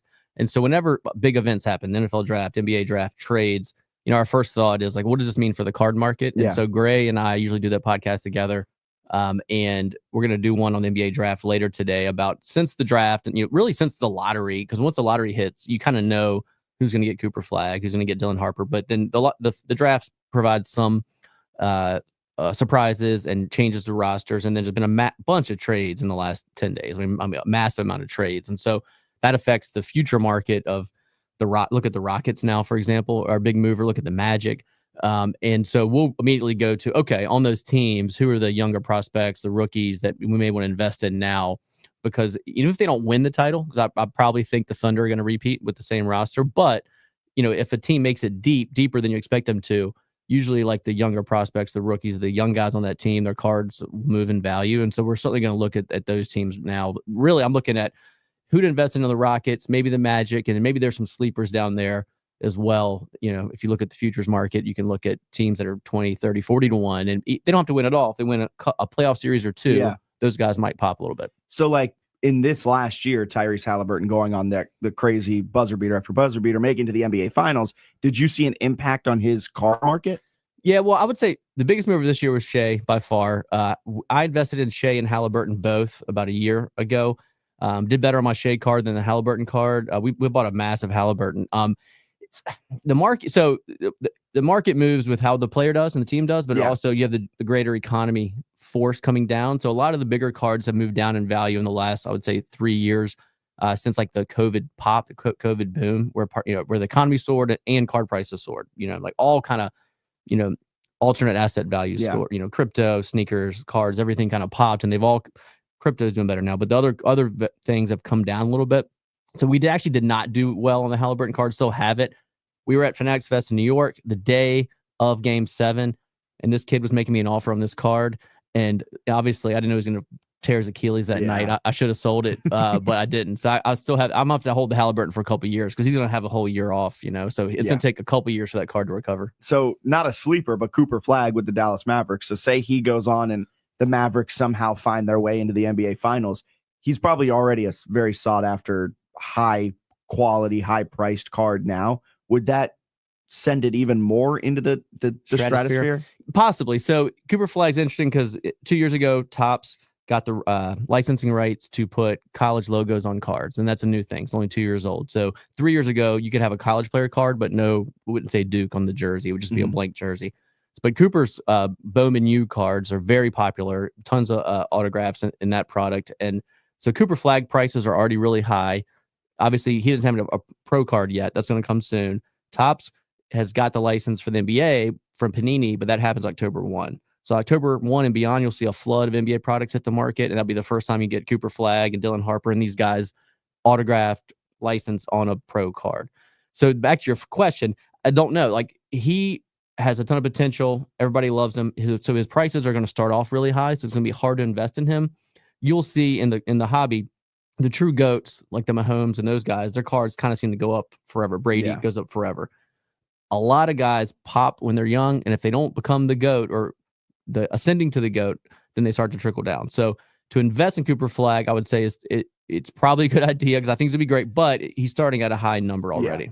So you said you're a Commanders fan too. Did you invest in a Jaden Daniels rookie card? We've bought and sold a bunch of Jaden, and he's similar to Cooper, where he became pretty soon, I would say 6, 7, 8 games into the season. He was the dude, right? Yeah. And his card values reflect that. So we at Fanatics Fest, I bought a pretty big Jaden, sold a couple. But we'll see what his sophomore season does, right? Like a lot of guys will have a step back or a slump. if he continues to ascend, I think he'll be the dude for a while. Certainly of this era, of this 3 or 4 year era. So if he wins the Super Bowl, oh God, yeah, it's over with that Jaden Daniels. You struck gold literally with that one. Probably, yes. That's wild. Yeah. So with the Commanders and everything going on, we were just talking with Lake Lewis Jr. about what the expectations were for the team, and he was saying in the building, Super Bowl is the feeling. You're a Commanders fan after last season. Do you have high expectations going into this year? Yeah, I always try to temper my expectations because I've been let down by a lot of teams over the years. The Snyder era hurt a lot of Washington fans. So I think what gives you a lot of hope is not just Jaden, but new ownership and decision making, right? And making the right decisions for the short term, but also the long term. And I think Snyder was certainly probably the worst at that. He would sign a 85-year-old Dana Stubblefield as opposed to, he'd sign Albert Hainsworth to the richest contract in NFL history at the time, and he then would quit on plays. Correct. I mean, the opposite of what like the Patriots did for 20 years, right? Patriots would get rid of their aging veterans and invest in the young, cheaper guys. And so I would say so far so good with Jaden and ownership, coaching, all of it. And I like where we're headed. So I'm cautiously optimistic. It's going to be hard for Jaden to top last year. All the NFL teams have a year of tape on him, and they're going to attack him a different way. But I believe in the kid, and I believe in ownership. So I'm cautiously optimistic. How was that Commanders run for you guys at Parlay? Oh God, dude, it was unreal. So again, we opened in May. So when football season kicked, we were pretty busy on Saturdays and Sundays. But when the Commanders started getting good, and it was clear they're going to be good, the playoff run, end of the season was great. But we thought maybe you'd get one playoff game, maybe two. But when they beat the Lions, that place was you couldn't stand. It was the whole place was so packed that me and my friends watched it next door at Graybo's because the bar. We had. Every inch was covered with feet in that bar. It was great. Unbelievable. That's so Commander success equals parlay success. We're not parlay success, but business. Eagles can win, Lions can win, everyone like that. But when the Commanders are winning, this city feels it. Absolutely. And we you learn pretty quickly within Richmond who are the second and third and fourth most followed teams. I think certainly the Eagles have a pretty big contingent here. The Packers, the Cowboys, all those guys. But the Eagles being good, we saw a lot of those fans as well. That's awesome. A lot of NFC East success brings success to parlay. So how can people, if they want to go out on this Friday, check you guys out with the hot dog eating contest?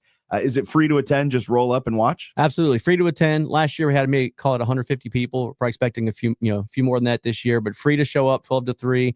If you want to watch it, get there, I would say about 12:30 at the latest, because by 1 o'clock we'll be dogs up. I love it. What a way to finish it out. I might bring my own hot dogs and stand in the crowd and eat them. Go blow for blow. Antonio was the winner last year. He is, yeah. I might have to go. Might try to match him blow for blow, or challenge him to the 999 after he eats 22 hot dogs and see if he can go blow for blow. I got a feeling he'd be pretty good at that too. Maybe. He's a big guy. I'm holding the crown for the 999 for the time being. Duke, thank you so much for taking some time out of the rainy Wednesday morning we have here. Talk a little bit about what you got coming up this entire summer, but with the hot dog eating contest as well. Appreciate the time. Absolutely. Thanks for having me, Fitz. Yeah, of course. All right, we'll take a quick break. We'll be back with more Fitz the Bill right here on 106.1 ESPN. Golf season is here. Whether it's your first round of the year or the next round, make sure you're playing it at Hunting Hawk Golf Club. We're offering special pricing this summer on outings for civic organizations, churches, kids' athletic teams, or your own special fundraiser. Also, now is the time to start signing up for your fall golf outings. For more information or to book a tee time, give us a call at 804-749-1900 or visit online at huntinghawkgolf.com. Looking for a neighborhood service station that can provide premium fuel for your car, auto repairs, and friendly advice? Stop by the family-owned Bon Air Shell, 8762 West Huguenot Road. My brother-in-law died suddenly, and now my sister and her kids have to sell their home. That's why I told my husband we could not put off getting life insurance any longer. An agent offered us a 10-year, $500,000 policy for nearly $50 a month. Then we called SelectQuote.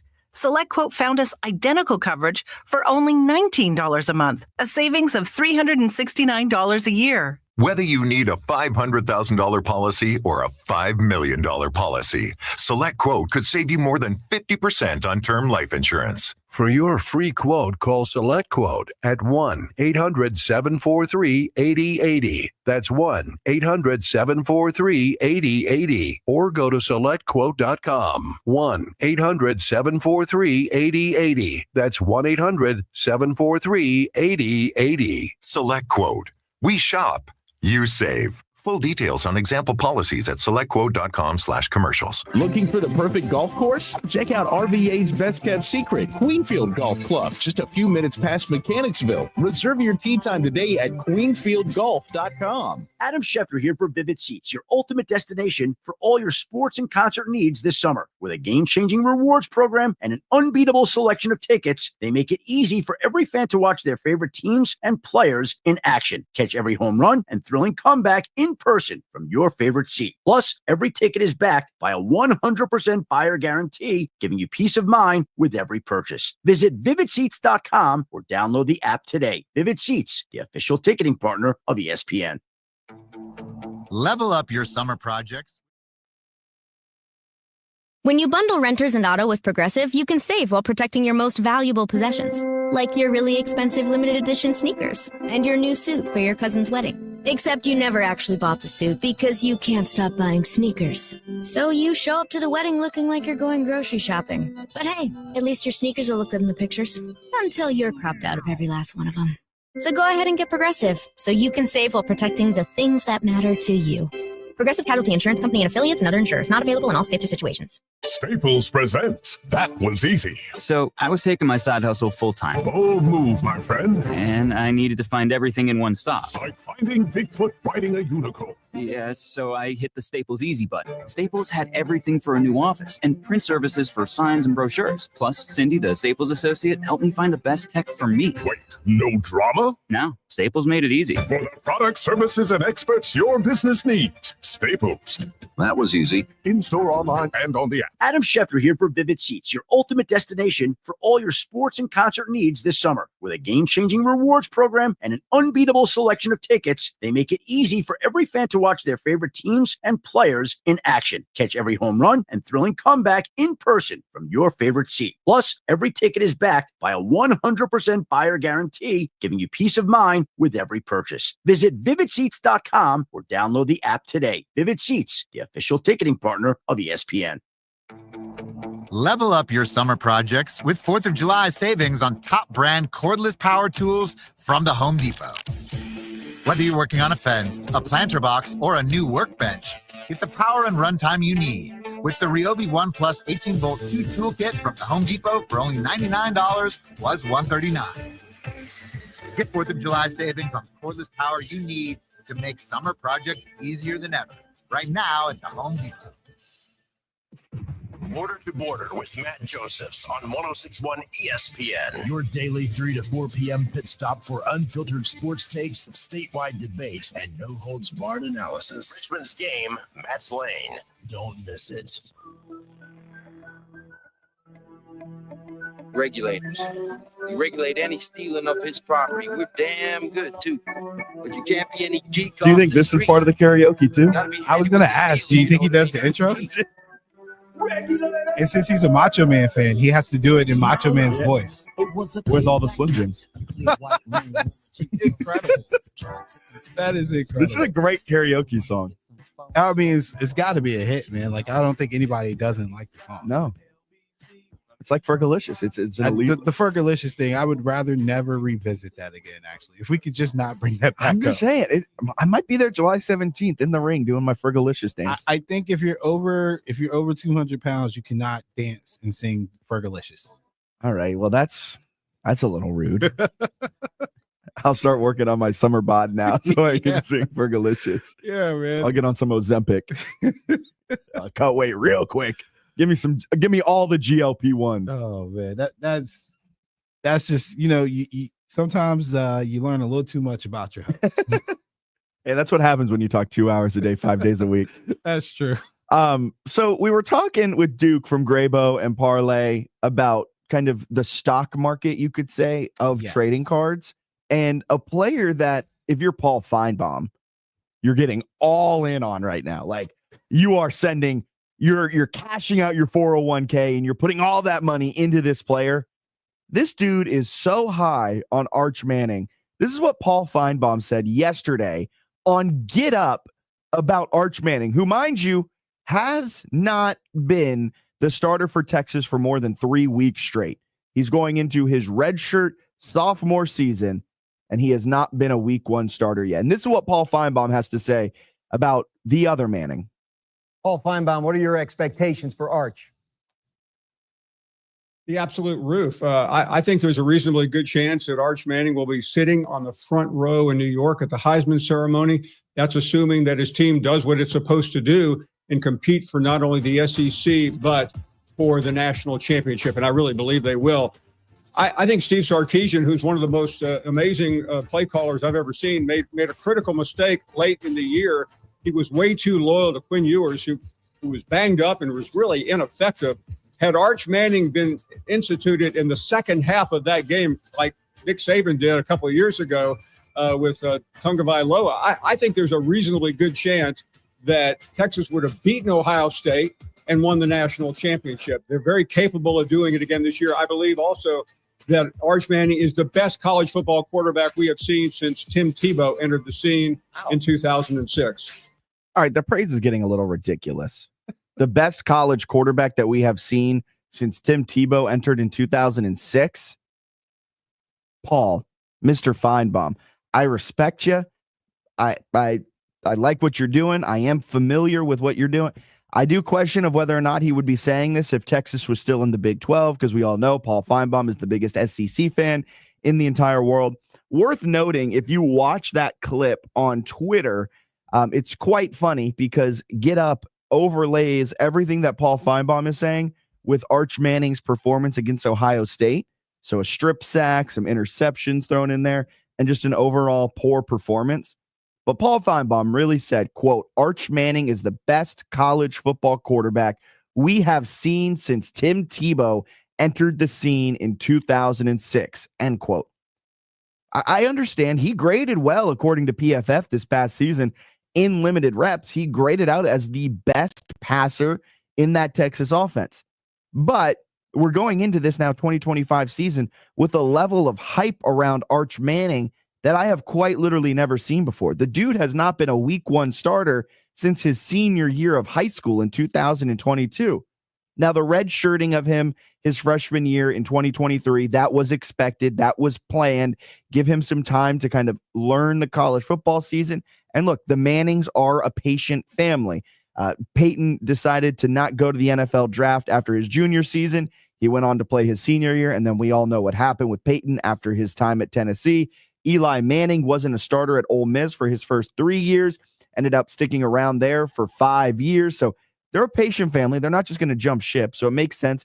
He redshirts as a freshman. And then Steve Sarkisian's loyalty, I guess is what you could say, clouded his judgment for starting Quinn Ewers.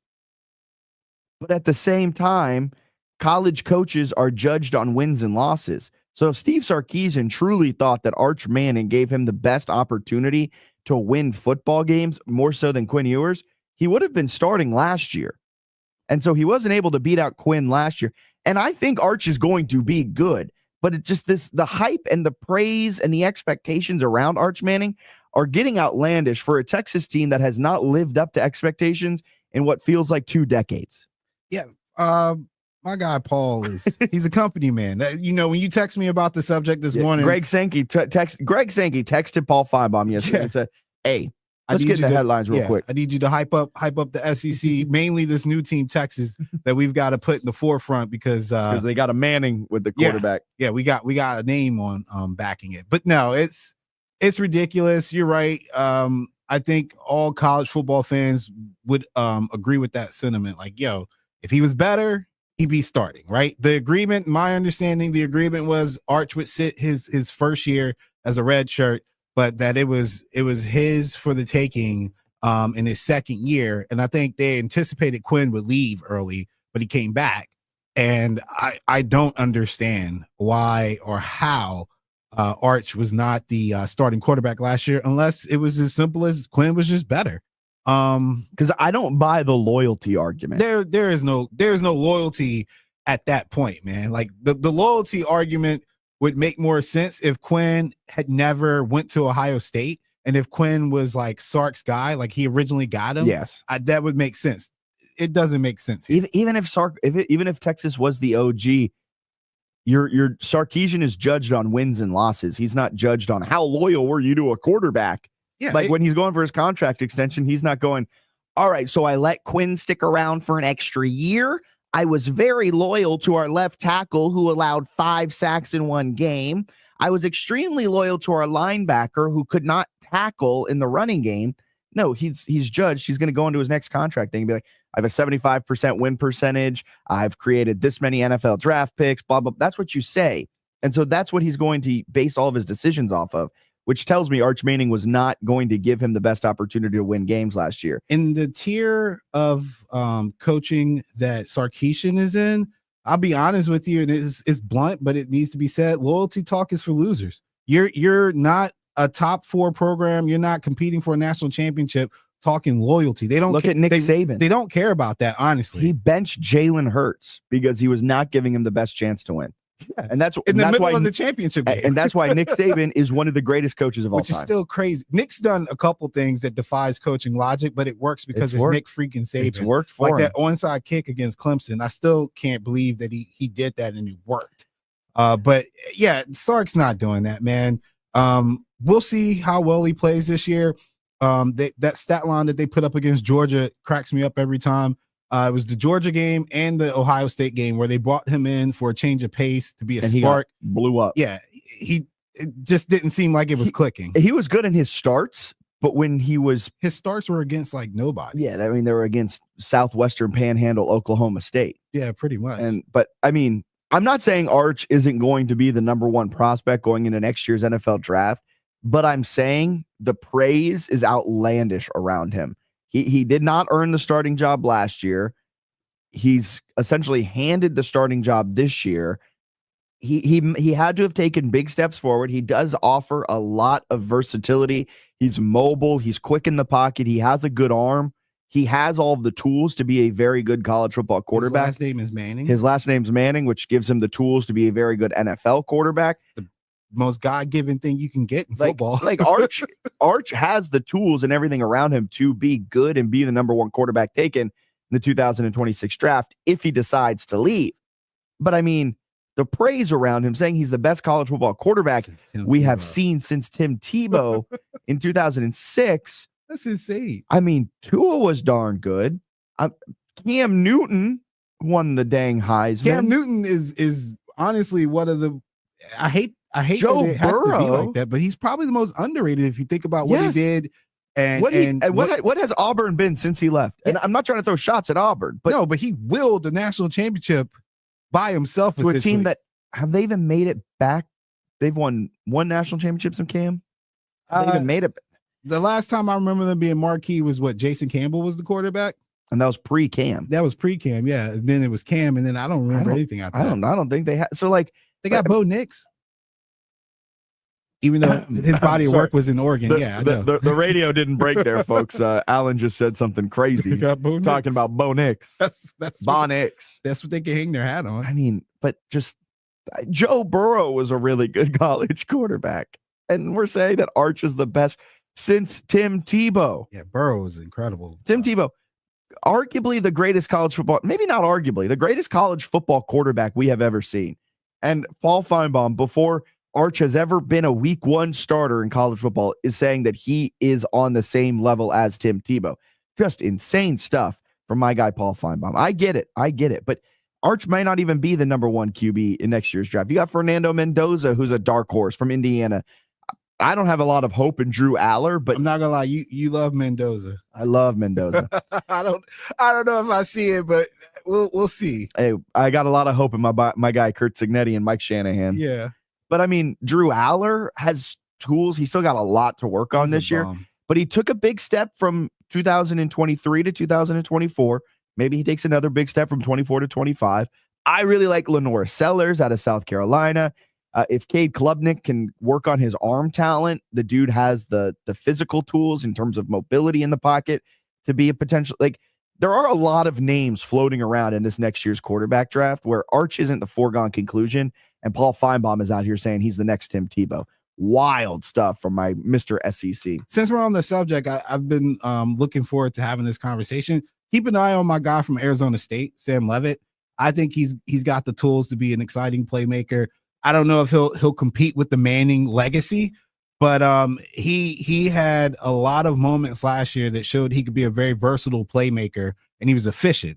And I know our guy Scadaboo took a lot of the attention, but even in that playoff game, Levitt pretty much willed them to being steady, and then Scadaboo finally got going and then took over. And he did all of that without his QB, his wide receiver one in that playoff game. Yeah. So keep an eye. Yeah, exactly. There are a lot of other names that are floating around, and just to say Arch Manning's the best since Tim Tebow, crazy stuff. All right, let's get a break in here. We'll step aside. Be back with more Fitz the Bill right here on 106.1 ESPN. Golf season is here at Hunting Hawk Golf Club. Plan your next golf outing for your kids' athletic team, church group, or fundraiser online at huntinghawk.com. That's huntinghawk.com. My brother-in-law died suddenly, and now my sister and her kids have to sell their home. That's why I told my husband we could not put off getting life insurance any longer. An agent offered us a 10-year, $500,000 policy for nearly $50 a month. Then we called SelectQuote.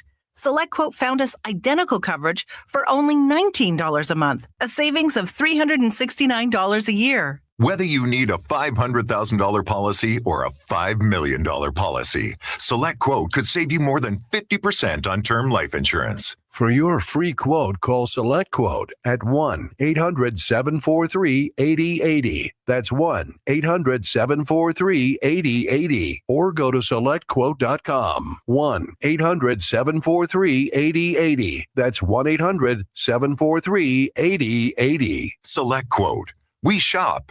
You save. Full details on example policies at selectquote.com/commercials. At East Coast Appliance, we love to save our customers money. And right now, it's the biggest 4th of July sale ever at East Coast Appliance. Save up to 50% off new appliances store-wide. Special offers on dishwashers and laundry pairs, and limited time 0% financing you won't want to miss. Always same day or next day delivery and install available. Shop by phone, video chat, online, or in our stores. The 4th of July sale is on now at East Coast Appliance. The best price or it's free. Hi, this is Rob Nicholson, founder of East Coast Appliance. We know that buying an appliance for your home is a big purchase and it can be a stressful experience, especially at some of the larger retailers with no appliance specialist to help you. At East Coast Appliance, that's all we do, appliances. We have a fully trained staff that are experts in every type of home appliance. That's why most of our business comes from repeat and referral customers, because we value your time and know you're putting your trust in us to help you find the perfect appliance. Let us show you how stress-free shopping with us can be. Visit East Coast Appliance today and get the best price, or it's free. Looking for the perfect golf course? Check out RVA's best kept secret, Queenfield Golf Club, just a few minutes past Mechanicsville. Reserve your tee time today at queenfieldgolf.com. Amber, Indiana. Game 7 is no place for a baby. I'm Let the telling baby you, to bed. normally- It's Amber. It's 9 o'clock at night. Let the baby get some sleep. There are no clocks when it comes to game 7. Okay, we don't care that it's 9:30 at night and your kid's still awake. It's game 7. You've got to show up. It's do or Regiment. die. This Sleep is for all the schedule. athletes. Routine, Amber. The routine has to go out the window. Amber, Indiana. Weeknights at 7 Eastern on ESPN Radio and on SiriusXM Channel 80. Evan, Canty, and Michelle are unsportsmanlike. We are one more average season by the numbers from Mahomes from having the conversation about who the best quarterback in the NFL is. If the Kansas City Chiefs find themselves in a situation where they're not in the AFC Championship game, then all of a sudden it's going to become a question of who the best quarterback in the NFL is. Unsportsmanlike. Weekday mornings starting at 6 Eastern on ESPN Radio and on ESPN2. Hey, did you miss Clinton and friends? Dad's in Minneapolis. What's up? You're on the show. All right, Yates and the homies. Love listening to the show. This is going to be my new show. I tune in to Freddie and Harry a lot, but I love Yates and the homies, Clinton and the friends. Y'all got my number. Renaming the show. Clinton and the homies. I like that we stole them from I like Freddie that. and Harry. Listen, I'm going to have to report back to Shannon on that. He might not be one too pleased. Might have to make some promos. Clinton and friends. Weekdays from 10 to noon Eastern on ESPN Radio and on the ESPN app. This is Joe Simpson with the Atlanta Braves, and when I'm on my road trip to D.C. and Baltimore, I always tune in to 106.1 ESPN Richmond for all my sports news. They've got you covered. Yeah, so delicious. Great song. I just can't imagine you singing these lyrics. I will say I do need the lyrics on the screen pretty aggressively for this song. I would imagine. I know some of it down, but I do need the lyrics up in front of me to help. There's no way you sing this at karaoke. There's no way. See me at City Beach. I will say this: if I catch you in the ring singing this, I'm gonna give you. Do I get a bonus? No, you're gonna get the sweet chin music of your life. I would expect a bonus. No bonuses unless you're in North Carolina. Can I get 100% bonus on my base salary? No. You get paid time off after that sweet chin music. All right, tomorrow, no karaoke, but we will be down at Ashton Creek Vineyard from 4 until 6 p.m. So come out, hang out, have some delicious wine, and kick out the holiday weekend. I will be there from 4 until 6 p.m. getting ready to kick off their new summer concert series, which begins on Sunday over at their sister location, Riverside Vines. You can check out the entire schedule for their summer concert series at Riverside_Vines on Instagram. In the meantime, come on down Ashton Creek Vineyard tomorrow, 4 to 6 p.m. Some great happy hour stuff. We're kicking off the holiday weekend. We're having a great time. So come by, say hi, grab a glass of delicious Virginia wine. And tomorrow on the show, Pat Jaggers will be joining us. We're moving in from Friday till Thursday. And we'll also be joined by Lori from the Richmond Raceway. Very excited to talk with her as we're just over a month from the Richmond race date, a Saturday night. I'm very excited to talk with Lori and see how things are shaping up with everything that's going on over at the Richmond International Raceway as they get set to maybe do a little copy and paste on the drama that filled last year's second date with that Austin Dillon move that got him fined and kicked out of the playoffs and brought a lot of headlines to the NASCAR world for about a week there too. You mean the move where the great move? Yeah. What did his owner say? I didn't see anything. I didn't hear anybody say wreck him. As I'll never forget. Even though you heard it on the spot. That will probably go down as the most awkward moment of my journalistic career so far. Is somebody emphasis on so far? Yeah, so far, because I'm sure something will beat it at some point. But we're sitting there in the press conference, and he's like, "I never heard that. Did you hear that?" And he looks over at the driver. Driver's like, "I didn't hear that." And somebody pulls up their phone with the mic and plays back the audio of the guy clearly said wreck him. And he blew it off as AI. I'll never forget that. That will go down as one of the strangest moments. Man, AI is I like AI, but I hate that people now have that as a crutch. But Yeah, it was AI. Yeah, it was AI. Anybody could have said that. Bro, we didn't have enough. ChatGPT wasn't quick enough back then to create that. Maybe he was a forward thinker. He just knew it was going to get to that point. Come on. But hey, Austin Dillon won the race fair and square. Hey, I'm okay with it, man. You know, as long as nobody's hurt, obviously. Rubbin is racing. And I stand by that. I agree. You can't have it both ways. So exactly. All right. So here to wrap up the show today, we've got it's a little delayed, but we've still got it. News or snooze. We've got 3 headlines or storylines around the world of sports, and we're going to say if they're snoozeworthy or newsworthy. Take it away. News or snooze. Number 1, Darren Waller unretiring as Dolphins acquire the tight end in a trade. That's from ESPN yesterday. Talk about a moment when I saw that one come through the Twitter. I was like, Darren Waller still around? I guess his rap career didn't really take off the way he expected it to. Man's life has been all downhill since Kelsey Plum broke up with him and divorced him. So sorry, Darren Waller, but this is unfortunately snoozeworthy. You just don't move the needle. You have not been a good tight end since 2020. Now, you had 2 really good years, your final 2 years in Vegas with the Raiders, where he was maybe the best tight end in the league. He was at least a top 5 tight end in the league. But since then, he's been replacement level. So Dolphins send up a 6th rounder. New York gets the 6th rounder. They send down Darren Waller, and sure, I don't know how active he was keeping in retirement. He took last year, quote unquote, off, deciding to come out of retirement, but injuries have been an issue. He's recorded some of his worst blocking grades of his career the last couple of seasons in New York. Snoozeworthy. I didn't even know that one was an option. Darren Waller unretiring as the Dolphins acquire the tight end in a trade. Number 2, the number 2 headline, this one's from Front Office Sports. ESPN, Fox, reluctant to share talent with Netflix for Christmas NFL games. This one is newsworthy. Oh man, we're not going to be able to hear Tom Brady, Alan. Oh shucks. I'm probably one of the few people. Don't say it. I don't pay attention to it. Okay, you don't pay attention. I thought you were going to say he was good. No, I mean, good or bad. I honestly don't pay enough attention to the broadcast to really critique anybody. Like Joe Buck doesn't get on my nerves. Aikman doesn't really get on my nerves. Yeah, I like all of the A crews except for Tom Brady. Like I even like Kevin Burkhardt. I'm just not a fan of Tom Brady. But CBS last year produced the Netflix games, and Fox didn't allow their talent on last year, but ESPN allowed some of their talent on the Netflix games. Laura Rutledge was on there, Mina Kimes. They were doing a lot of their pre and post game stuff, but reportedly ESPN's putting the kibosh on that and saying none of our talent, along with Fox, none of their talent will be allowed to be on the Netflix games for the Christmas games. CBS talent, good to go because CBS is the one producing it. So we'll get Nate Burleson. We'll get Ian Eagle, maybe his son, Noah Eagle. We'll be getting, I'm trying to think who else is on that crew.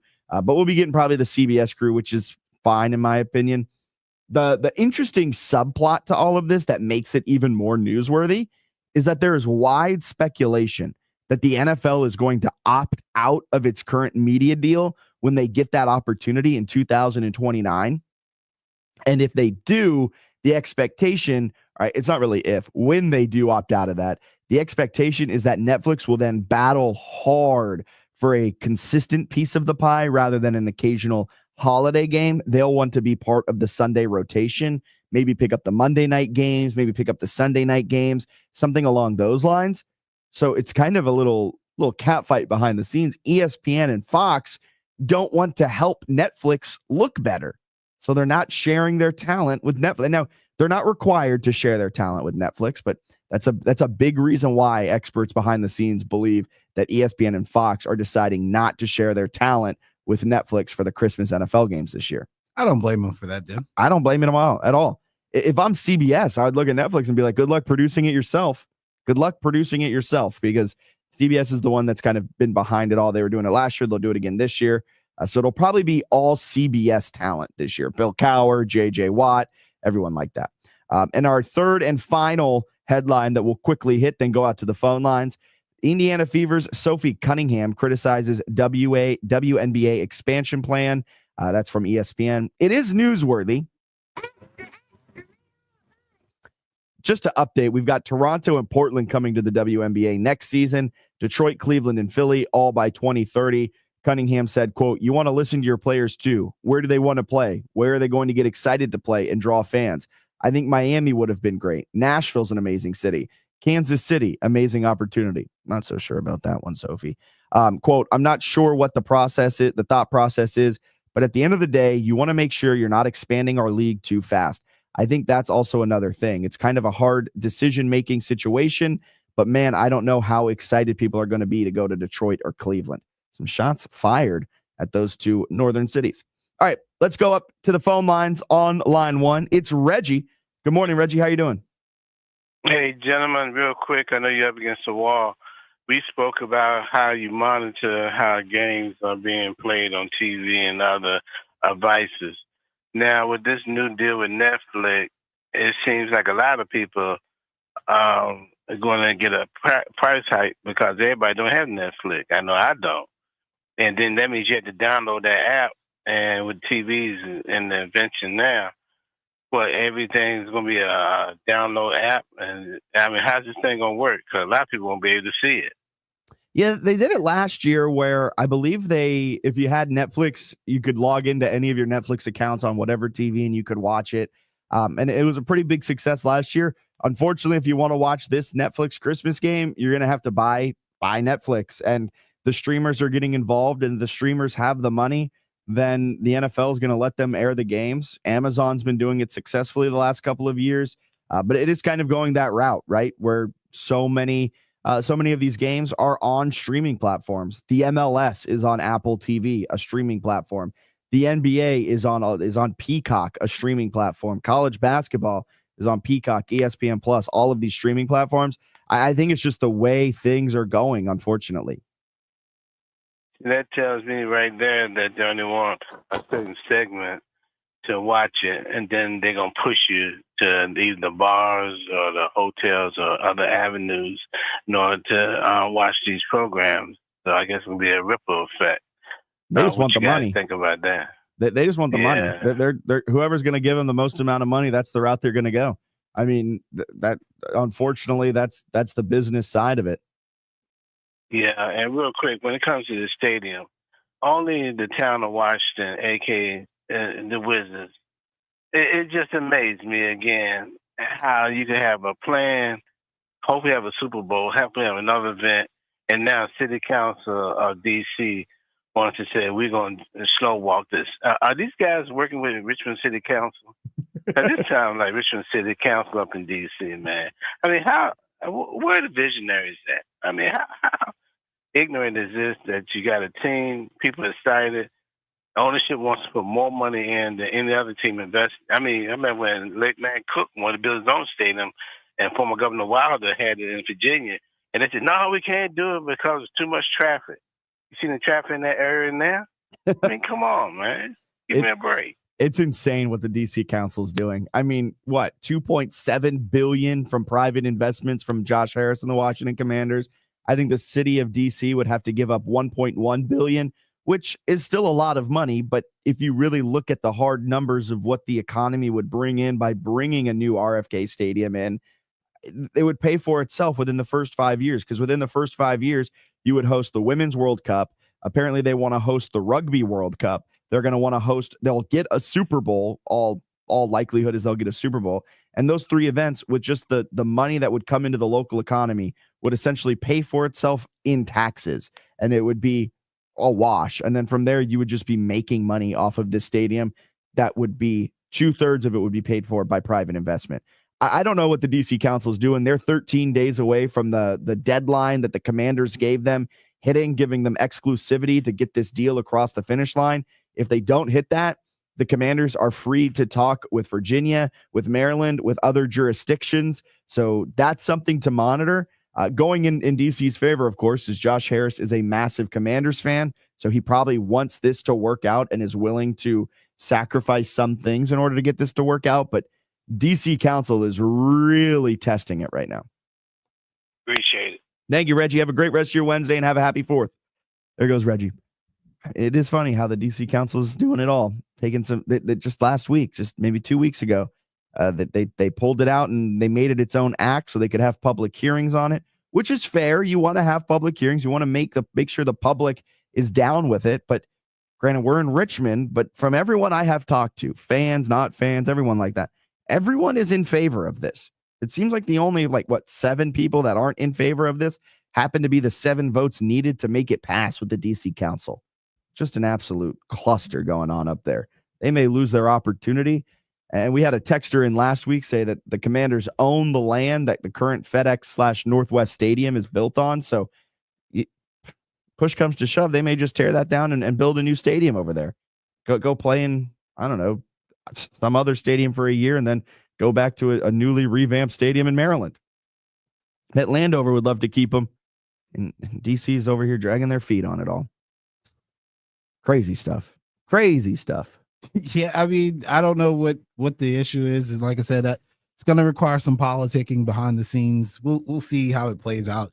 Let's all just be patient. I'm sure. No. Patience is not allowed. Look, my priority list, if I'm a Commanders fan, is Terry McLaurin this season. Keep Jaden healthy. Yeah. Then stadium. Then the stadium. Yeah, it's like 3rd on the list. Okay, that's fair. 3rd on the list. Yeah, Terry is number 1. Let's work that out. Let's get him a $33.1 million deal. We could play in the parking lot as long as we got the players and a healthy Jaden. I mean, back on AstroTurf days, it was like they were playing on parking lots. I know, yeah. What an awful concept. According to players now, regular turf feels like parking lot too. I don't know. I don't know either. I loved playing on turf when I was a kid. I don't know either. But I do want to quickly go back to Sophie Cunningham making that point, because just saying, I don't know how excited people are going to be for Detroit or Cleveland. That part, maybe a little bit of a step too far. But when she said you want to make sure that you're not expanding our league too fast, I think she makes a really good point. I think she makes a fantastic point. And that's something that I am worrying about with the WNBA. They're going to be adding 5 teams between now and 2030. Toronto, Portland, Detroit, Cleveland, and Philly. Feels like it's a little bit of a money grab because they're still reporting losses. These franchise fees will probably be anywhere between $50 to $75 million per team. It'll give them more games in a season, which means higher media rights. Feels like this is a money grab. And Sophie Cunningham hits it on the net. You got to make sure that you're expanding the league the right way. Because if not, things can get real bad real quick for the WNBA. All right, folks, stay locked on the spot where RVA talks sports. Braves baseball tonight. They fell last night against the Angels. Yikes, their offense could not muster a single run.